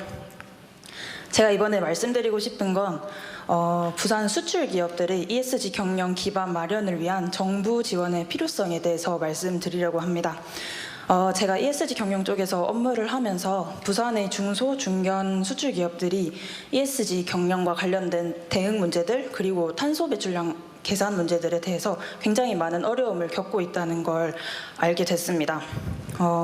이 지속가능 경영이라는 게 단순히 환경 문제뿐만 아니라 산업 안전, 노사 관계, 이사회 구성 등 모든 것을 전사적으로 대응해야 되는 분야입니다. 근데 이제 부산에 있는 중소, 중견 수출 기업 같은 경우에는 인력과 예산 문제로 이를 준비하지 못해서 ESG 경영을 거의 포기하게 되는 기업들이 많습니다. 특히 유럽으로 수출하는 기업들 같은 경우에는 유럽에 현재 많은 지속가능 경영 관련 규제들이 있기 때문에 미리 준비하지 않으면 납품에서 떨어지거나 거래처를 잃는 등 많은 피해를 입을 수가 있습니다. 그리고 부산에는 수도권과 달리 이런 정보들을 많이 얻을 수 있는 교육이나 세미나가 많이 열리지 않습니다. 그래서 이런 ESG 경영 대응 역량이 많이 떨어지고 있는 상황이라는 생각이 듭니다. 지금 부산에도 굉장히 많은 훌륭한 수출 기업들이 있습니다. 따라서 이 기업들이 글로벌 시장에서 경쟁력을 잃지 않고 훌륭한 기업들로 거듭나기 위해 정부 차원에서 이런 부산 기업들에게 ESG 초기 대응을 잘 할 수 있게 정책이나 지원들을 많이 검토해 주셨으면 좋겠습니다. 감사합니다. 네, ESG 지원에 관해서 말씀해 주셨습니다. 이번엔 저기 맨 뒤로 가겠습니다. 여기 네, 종이로 흔들고 계시는 우리 정장 입으신 남성분. 네, 감사합니다. 우리 저 이재명 대통령 팬입니다. 나중에 사인 좀 하나 부탁드리겠습니다. 우선 근본 수해 지역 순시 등으로 바쁘신 가운데도 함께 해주셔서 진심으로 감사드립니다. 저는 대전 최초 목욕탕집 둘째 아들로 태어났습니다. 지금 물안경과 해양, 재난, 건설 분야에서 일하며 현재 부산대학교 사회환경시스템공학부 명예교수로 있는 추태호입니다.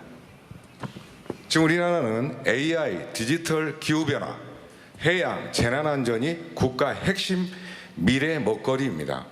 5가지를 종합적으로 대응할 통합 정책 조직은 아직 없습니다. 특히 부산, 울산, 마산 등은 하구권 연안도시로 태풍, 해일, 집중호우 등 복합재난이 가장 취약한 지역입니다. 그럼에도 불구하고 국토부, 환경부, 해양부 등이 따로따로 관리하고 있어 통합 대응이 매우 어렵습니다.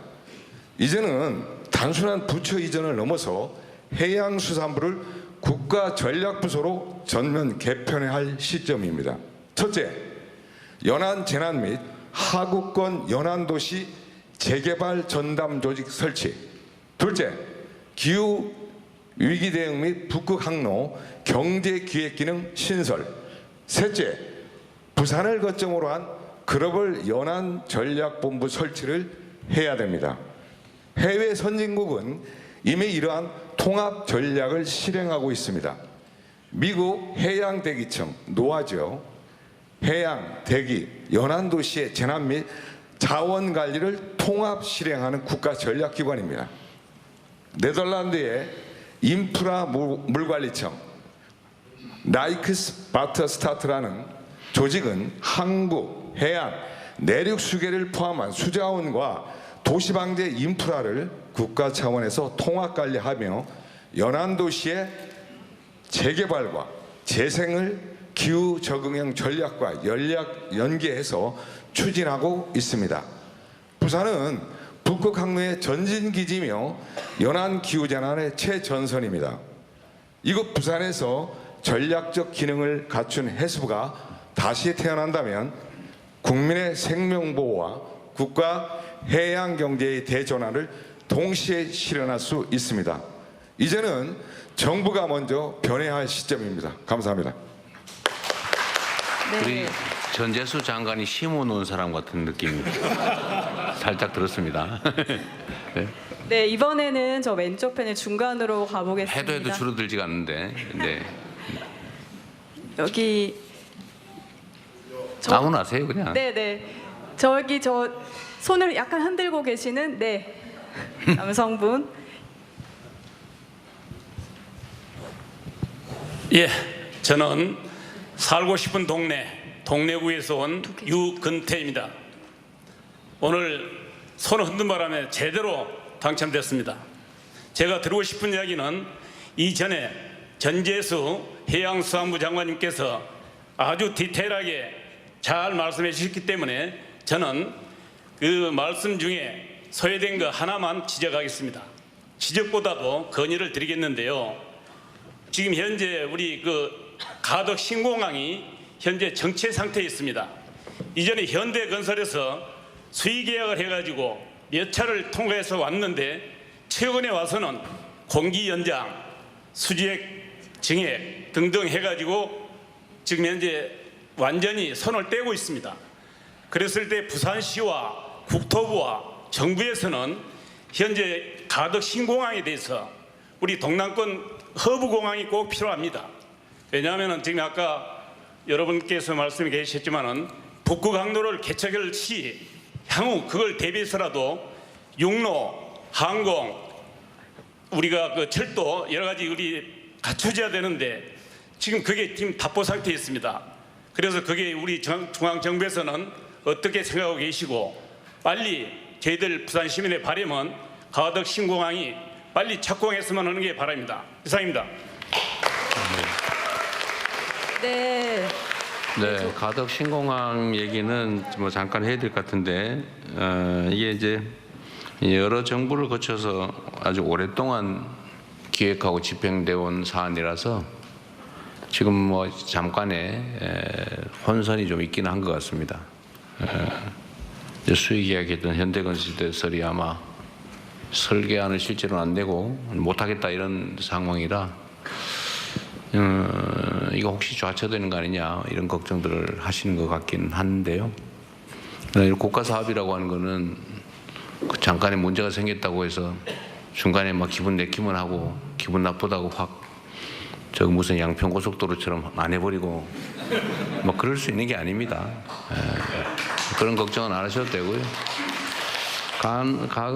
이제 문제는 이게 지연될 가능성이 실제로는 있는 거죠. 첫 번째는 좌초되지 않게 하는 것일 테고, 두 번째는 지연되지 않게 하는 것인데, 어쨌든 우리 정부에서도 최선을 다해서 이게 정상 진행될 수 있도록 노력하도록 하겠습니다. 너무 걱정하셔도 됩니다. 네, 걱정 마시라는 대통령의 말씀이 있으셨습니다. 이번에는 좀 여성분 찾아보겠습니다. 이 검은색 상의 입으신 여성분 말씀해 주십시오. 우리 이제 시간을 정하고 이제 해야 될 것 같은데. 네, 지금 한 55분인데요. 4시까지 정도 질문 받고 이제 대통령님께 그거 보세요. 자꾸 질문하잖아. 제안 받고 대통령님 말씀 듣도록 하겠습니다. 기회를 주셔서 감사합니다. 저는 부산에 거주하는 피아니스트 김정화라고 합니다. 지금 음악문학 연구자로 활동하고 있으면서 예술인연대 부산 경남 지부장을 맡고 있습니다. 저는 조금 다른 얘기를 한번 할까 합니다. 부산은 대통령님의 국가 전략에 따라서 반드시 성공한 도시가 될 것이라 저는 믿습니다. 그런데 부산이 제대로 된 경쟁력을 갖추려면 가장 중요한 일은 문화와 예술이 산업과 경제를 뒷받침하는 일이라고 생각합니다. 그래서 그중 가장 중요한 일이 제대로 된 제작극장이라고 생각하는데요. 지금 우리나라 공공극장은 대한민국 문화를 위해서 바르게 하는 것이 없습니다. 전국의 모든 극장은 국가가 공간을 만들어주고 그 공간을 예술가가 직접 임대할 수 있도록 하는 임대업을 하는 자리입니다. 국민의 세금으로 장소를 만들고 예술가들에게 속칭 삥을 뜯는 구조는 잘못됐다고 생각합니다. 이런 것을 해결하는 방법은 제작극장을 만드는 것입니다. 대통령님께서 기억하실지 모르겠으나 후보님 시절에 저희 예술인연대 공개토론에 참여하신 적이 있으십니다. 제작극장이란 다른 나라 사례에서 볼 수 있듯이 국가가 예술가들을 직접 고용해서 문화예술적 부분뿐만 아니라 경제적인 부분에 국가에 도움될 수 있도록 예술가들에게도 안정적인 일자리를 제공하는 것입니다. 저는 그 시작을 부산에서 대통령님께서 시작해 주셨으면 합니다. 대통령님 말씀처럼 서울에서 가장 먼 곳부터 적극 지원하겠다라는 철학을 여기에서 지켜주셨으면 하는데요. 문화와 예술이 기초부터 튼튼하게 다져질 수 있도록 부산을 우리나라 최초의 제작극장 시범도시로 지정해 주시기를 부탁드립니다. 부산은 이미 부산 콘서트홀이나 오페라하우스도 지금 짓고 있는데 인프라는 다 만들어져 있습니다. 그렇지만 하드웨어는 있으나 지금 제작 기능 같은 소프트웨어는 갖춰지지 않고 있는데요. 1990년에 문화부 이어령 장관께서 한예종을 만들면서 그 시기에 많은 예술가들이 해외로 나갈 수 있는 기회가 만들어졌습니다. 더 이상은 탁월한 개인만이 아니라 더 많은 예술가들이 더 넓은 곳으로 자유롭게 직접적으로 나갈 수 있는 구조가 만들어져야 합니다. 그 시작을 기초예술에서 출발해야 한다고 생각합니다. 지속가능한 창작 시스템인 제작극장이 그 답인데요. 부산의 공연가들은 전국 최초의 제작극장을 간절히 원합니다. 감사합니다. 내가 전에도 한번 그 말씀을 들었던 기억이 있는데, 예를 들어 구체적으로 그런 사례들이 있나요? 예를 들면 저도 그 약간 감이 안 잡히던데, 제작을 정부가 직접 하는 거하고 제작을 정부가 예산으로 지원하는 거하고 어떤 게 바람직한지 판단을 잘 못하겠던데. 제작을 직접 하게 정부가 지원을 하는 것은 일회성에 그칩니다. 이번 부산 콘서트홀 같은 경우도 부산시가 지원을 하고 있는데요. 작년 11월 예산 기준을 보니까 열흘 정도의 개관 페스티벌에 29억 원이 들어갔다고 합니다. 네. 그렇지만 예술가들이 극장 안에서 제작 시스템을 갖고 일자리를 가지고 거기에서 하루 종일 1년 365일 일을 한다면 훨씬 더 퀄리티가 높고 네, 뭐 좋은데요. 근데 그건 또 독점하는 문제가 발생하지 않나요? 그렇지는 않습니다. 사실 예술가들은 대통령님께서도 잘 아시다시피 예술가들은 영원한 고3의 마음으로 임해야 한다고 생각합니다. 아니, 제가 드릴 말씀은 제작을 모든 예술가들을 다 포섭하지 못할 테고 당연하죠. 그 중에 일부가 참여하게 될 텐데 결국은 거기는 예산이 들 테고 그걸 결국은 특정 소수가 지속적으로 독점하게 되는 문제가 생기지 않느냐 그 말이죠. 지속적으로 독점하지 않도록 지속해서 오디션을 보면 됩니다. 그것은 여기에서 공개적으로 민감한 부분이기 때문에 말씀드릴 수는 없고요. 어차피 예산이 집행되는 건 공개적으로 해야 돼요. 하여튼 알겠습니다. 그거는 잠깐만. 그 문제는 그것도 제안이니까 우리 문화부에서 새로운 저희가 문화예술 지원 사업을 좀 많이 다양하게 확대하려고 하거든요. 네. 그건 제가 그 정책실에 특별히 지시를 해놓은 사안이기도 한데 내년 예산 편성에서 아마도 구체적으로 어떤 예산이 필요한지를 아마 현장의 문화예술인들하고 역시 다양한 토론들을 통해서 제안을 받고 그런 기회가 아마 있을 것 같은데 요거는 각별히 한번 챙겨보도록 하겠습니다. 저도 정확하게 이해가 좀 잘 안 돼서 이게 기존에 예를 들면 오페라단, 국악단, 교향악단 뭐 이거하고 뭔 차이가 있는지 제가 잘 모르겠어요. 어쨌든 그거는 한번 특별히 점검을 해보도록 하겠습니다. 좀 잘 챙겨놨다고요? 꼭 하고 싶은 얘기 있으세요? 네, 그렇습니다. 그런 사항이 있습니다. 공공의 이익에 관한 거예요? 네, 그렇습니다.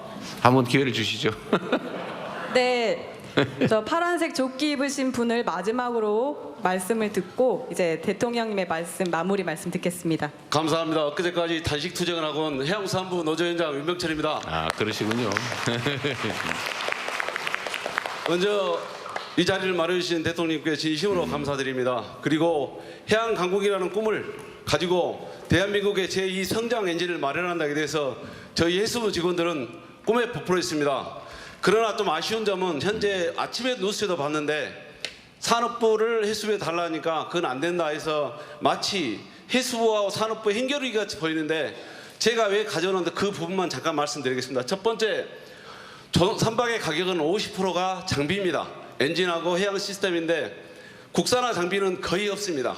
현재 그 일본과 유럽이 전부 장비들을 점령하고 있는데요. 아까 말씀하셨다시피 에탄올이나 이런 에너지 전환과 친환경 자율선박으로 지금 변화되고 있는 시기입니다. 그런데 우리 해수부가 산업부에 이런 플랜트가 없기 때문에 지금까지 선박을 세계 강국 세계 1위로 건조함에도 불구하고 대한민국에 이런 제대로 된 기자재 연구소가 단 한 군데도 없습니다. 이것을 국가에서 조그만 예산을 투입한다면은 이런 앞전에 정부에서도 녹색 성장, 친환경을 강조하면서 항공선 선박에 친환경 선박이 아니면 예산을 안 줬습니다. 그런데 이게 없기 때문에 전부 수입산으로 대체하고 오파상에 배만 불리고 외국 업체로 하는 게 많았습니다. 그런데 많은 국내 업체들이 중소 작은 업체에 대해서 가능하다. 그래서 이런 것들을 건의했는데 앞으로 국산화 전략에 대해서 적극 지원해 주시길 부탁하고 이 부분은 대통령님께서 세수부가 세종에 있으면 100이라는 효과를 나타내지만은 부산에 오면 만이다. 그렇습니다. 해양 플랜트가 산업부에 있으면 1000이지만은 우리 해수부로 오면은 부산에 오면은 12,000이 될 것입니다. 이것은 성장과 어디가 효과가 있는가 이 부분을 대통령님께 결단이 필요하다고 봅니다. 두 번째입니다. 수산이 좀 소외됐다고 하는데 현재 저희들이 부산으로 이전하면서 대통령 우리 장관님과 차관님이 국제회의라든지 또 법안이라든지 여러 가지 행사 참석이 많습니다. 그래서 행정 공백들이 많아서 저희 간부들이 국회나 서울에 가서 보고하는 상황이 많습니다.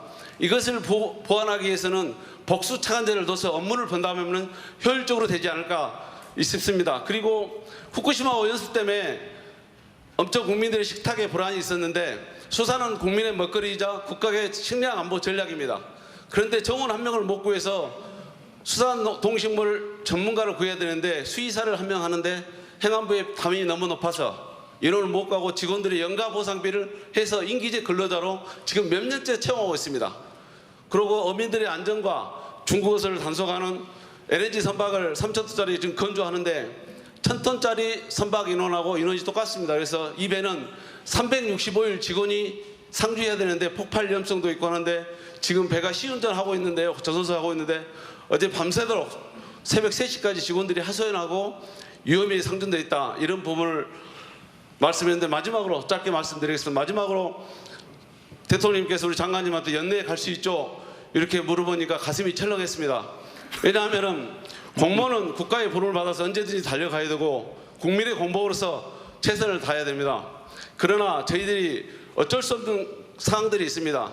이제 신규자들은 전월세 계약이 1년 6개월 남았고 또 막 그 고등학생이 된 학부모들 또 대학을 졸업해야 되는데 자녀만 세종해 놓고 부모만 와야 되는가 이런 고민들이 많습니다. 그래서 좀 그 부분들을 대통령께서 공약으로 내것인 주 4.5일째 근무를 해수부에 시범적으로 할 수 있는지 또 하나 우리 박형준 시장이 모셨는데 조금 이따 박형준 시장한테 직접 말씀을 듣고 싶습니다. 해수부를 위해서 다 해주겠다가 아닌 어떠한 것들을 전폭적으로 지지해주겠다 약속하겠다 그 약속의 말씀을 듣고 싶고요. 우리 대통령님께서 이 자리에서 해수부 직원들 국가를 위해서 국가 미래를 위해서 열심히 해야 되니 국민을 당연히 늘 열심히 해 각오하고 있습니다. 그래서 대통령님께서 각 부처에서 해수부가 열심히 할 수 있도록 좀 적극적으로 지원해라 이런 말씀을 좀 부탁드리겠습니다. 끝으로 제가 다시 한번 감사드리는 것은 어제 지난주에 택시를 타고 서울에서 송정로로 왔는데 택시가 기차 노선이 끊겼습니다. 택시를 타고 오는데 지하도에 물도 없는데 다 바리케이드를 쳤더라고요. 택시 기사님한테 물었습니다. 왜 이렇게 됐냐? 과거에는 물이 차거나 위험이 상존했을 때 하는데 지금은 사전에 미리 한다. 그래서 조금 불편하지만 국민의 안전하고 낫다. 또 일요일 날은 그랬습니다. 제가 단식으로 이제 한약방에 가서 보약을 먹는다 그러는데 한의사님께서 비가 오면 항상 큰 비가 안 와도 우리 집 앞에까지 물이 찬다.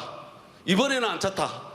왜 그렇습니까? 그랬더니 대통령님께서 홍수 났을 때 공무원들의 잘못으로 담배꽁초나 하수구를 미리 처리하지 않으면 그 잘못으로 국민의 피해보면 자시하지 않겠다. 그렇습니다. 대한민국은 변화와 혁신의 바람이 부는 것 같습니다. 변화와 혁신은 이 혁명보다 어렵다겠습니다. 그 혁신은 대통령과 우리 장관님 또 각계각층의 지도자님 우리 시도지사님들 이런 분들이 선봉장에 서야만이 변화와 혁신은 있을 수 있습니다. 혁신은 밑에서 절대 되는 거 아닙니다. 가장 어려운 것입니다. 그래서 앞으로 이런 것을 저희들 공무원들도 명심해서 대통령의 국정 철학을 따라서 해양 강국 건설을 위해서 최선을 다하겠습니다. 감사합니다. 네, 제가 뭔 조끼 같은 걸 입고 계시길래 뭔 또 꼭 하실 말씀이 있을 것 같은데 보니까 노조위원장이셨군요. 네.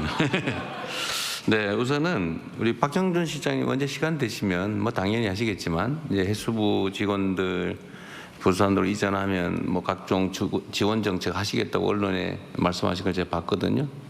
꼭 나중에 따로 한번 시간을 한번 내서 네. 한번 얘기해 주시고요.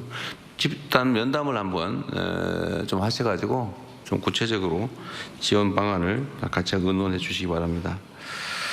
일단은 우리 해수부 소속 공무원들 입장에서는 아마 아닌 밤중에 홍두깨 날벼락 같은 느낌이 드실 것 같아요.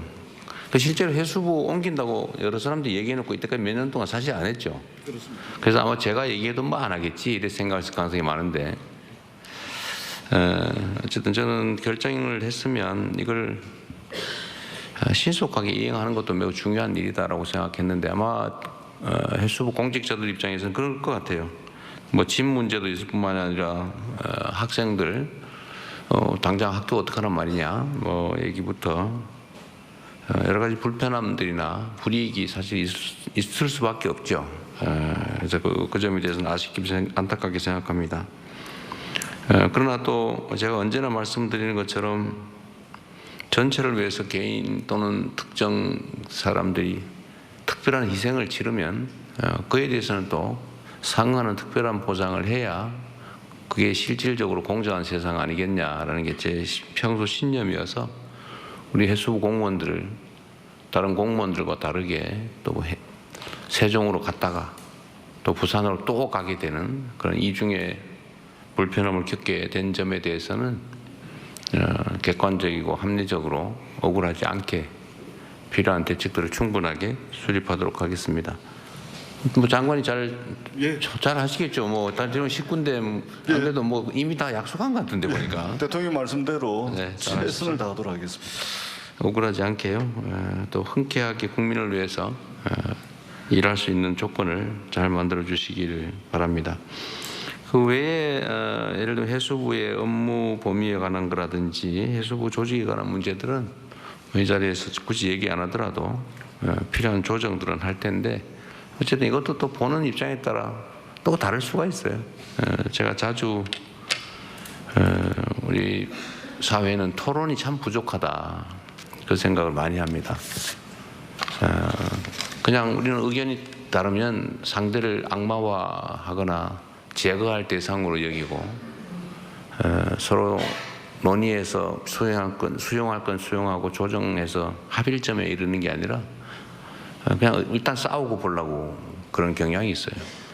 저는 그게 아마도 우리 국민들께서 그런 게 아니고 국민을 대신하는 공직자 정치인들이 맨날 하는 게 인정도 안 하고 상대가 뭔 얘기하면 왜곡 조작해가지고 과장해서 소위 허수아비 전법으로 없는 허상 만들어서 공격하고 그러니까 또 섭섭해서 싸우고 이걸 일상에서 보다 보니 그냥 그게 뭐 당연한 것보다 이렇게 생각하게 된 측면이 있는 것 같습니다. 그러나 합리적인 사회는 그러면 안 되죠. 사람들은 의견이 다를 수밖에 없죠. 이해관계도 다 다릅니다. 또 생각도 다 다르죠. 똑같은 걸 보고도 전혀 다르게 생각합니다.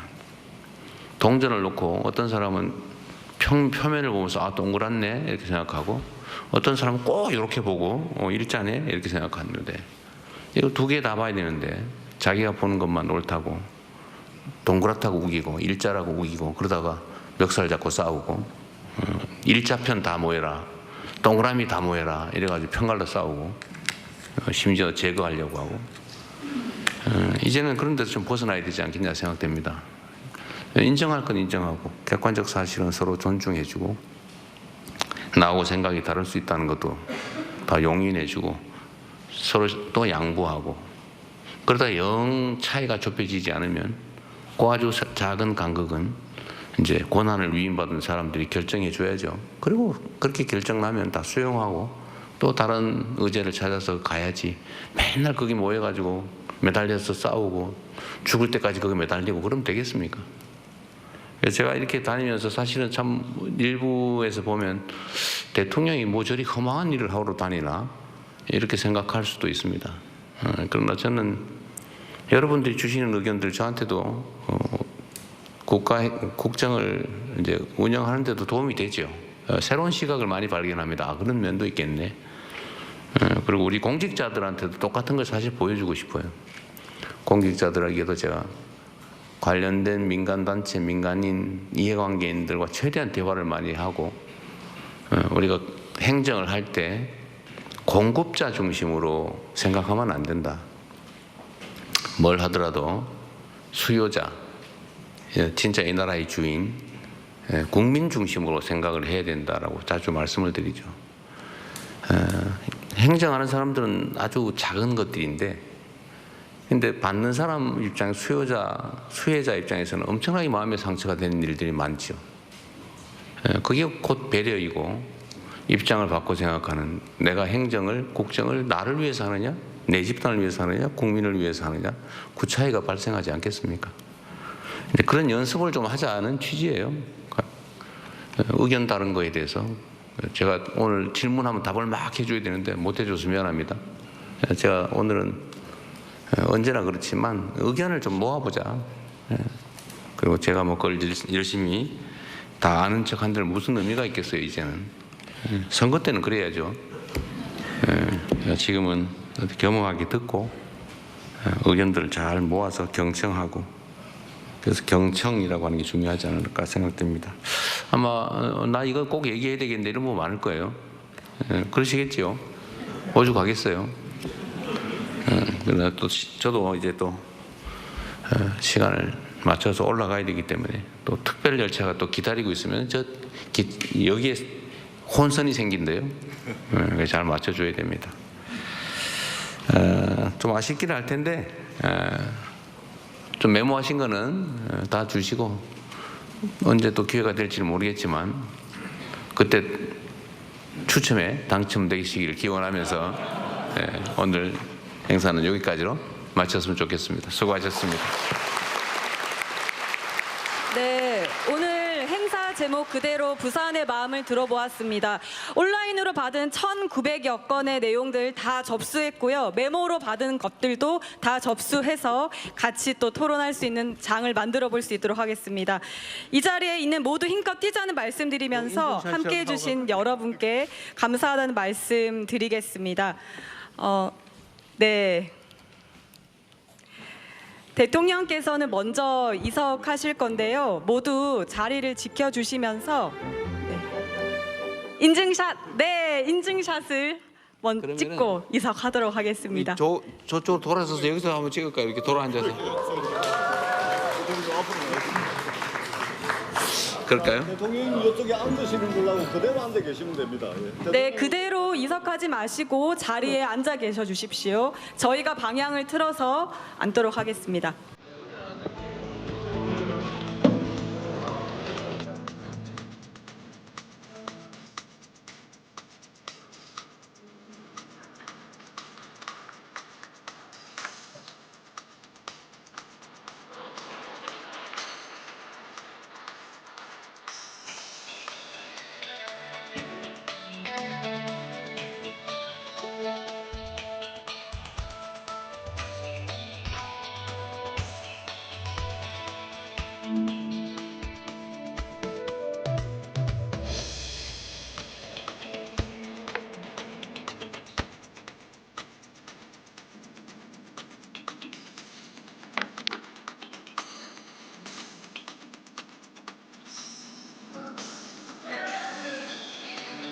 네, 손 한번 흔들어 주십시오.